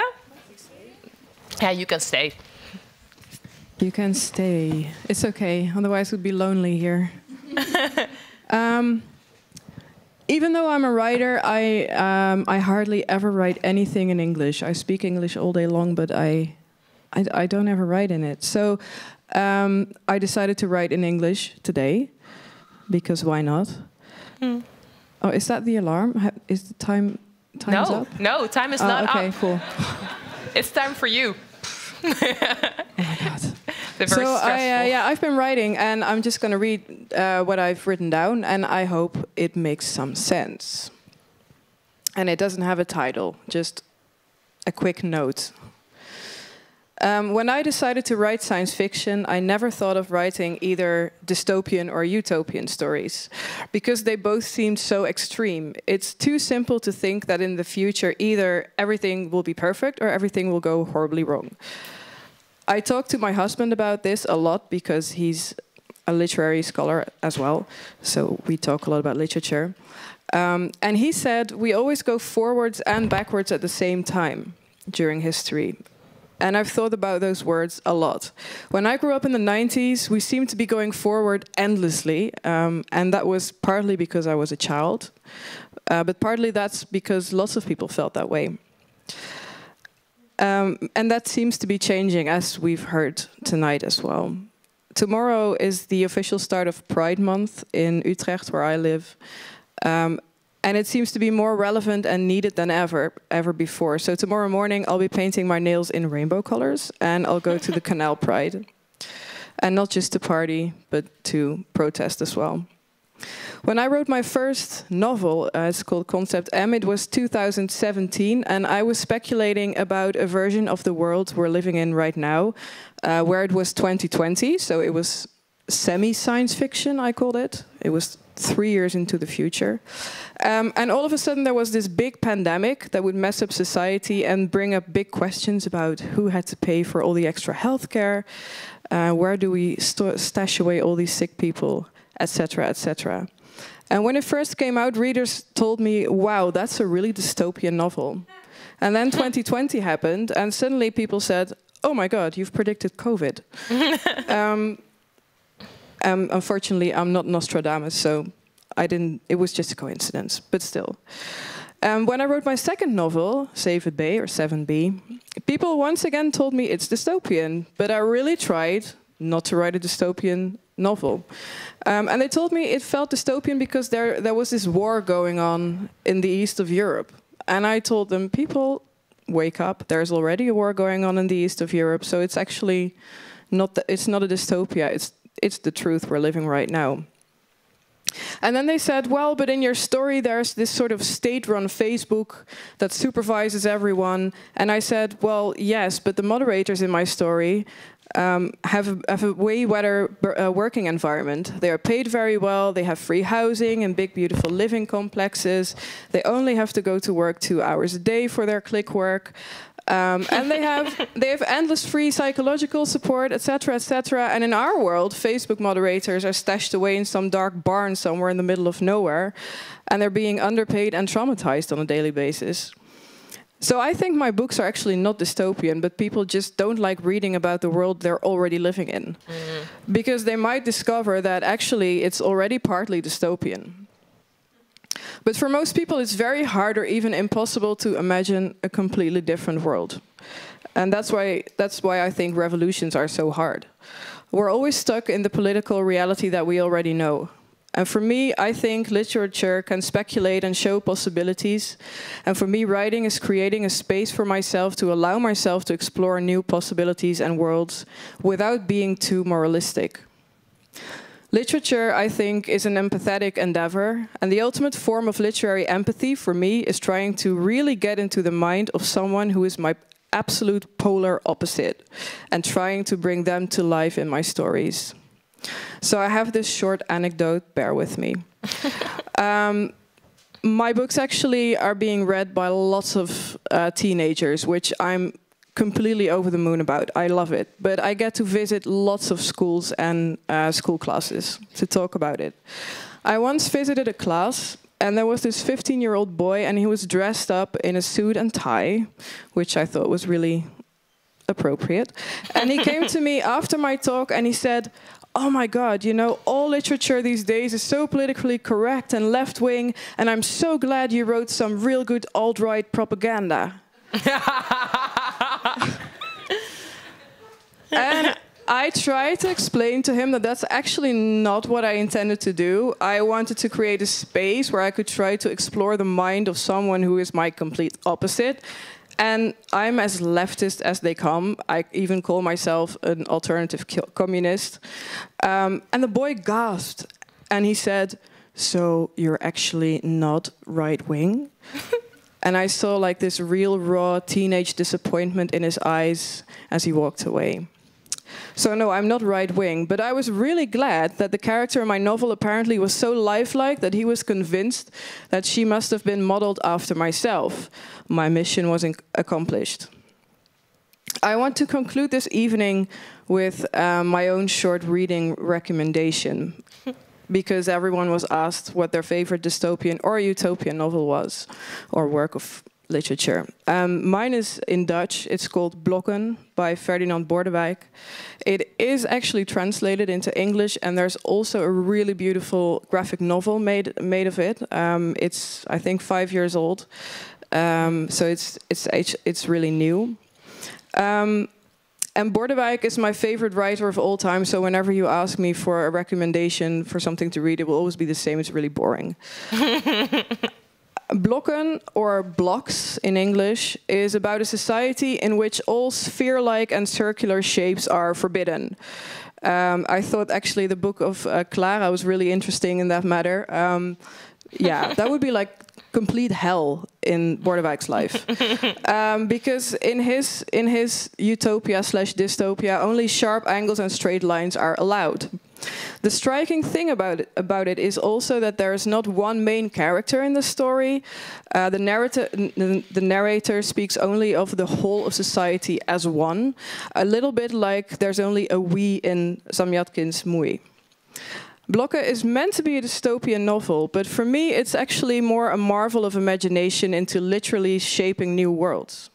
It's exactly what science fiction or speculative fiction should be, I think. It has to spark people's imagination into thinking about alternative ways of living without forcing them to immediately state their own opinion or give a definitive answer to solve all world problems. Literature should be the space where utopia and dystopia are like the positive and negative poles, and stories and poetry can be the electric current that's sparking a light between them in sharp lightning rods to brighten up our days whilst running towards the apocalypse. Thank you.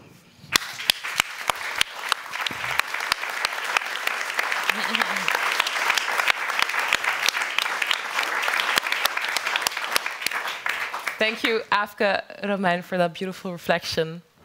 And thank you, audience. You're still here. Yes.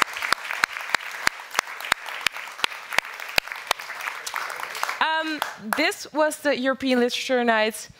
I hope you enjoyed it. I did. I mentioned that twice, so I really did.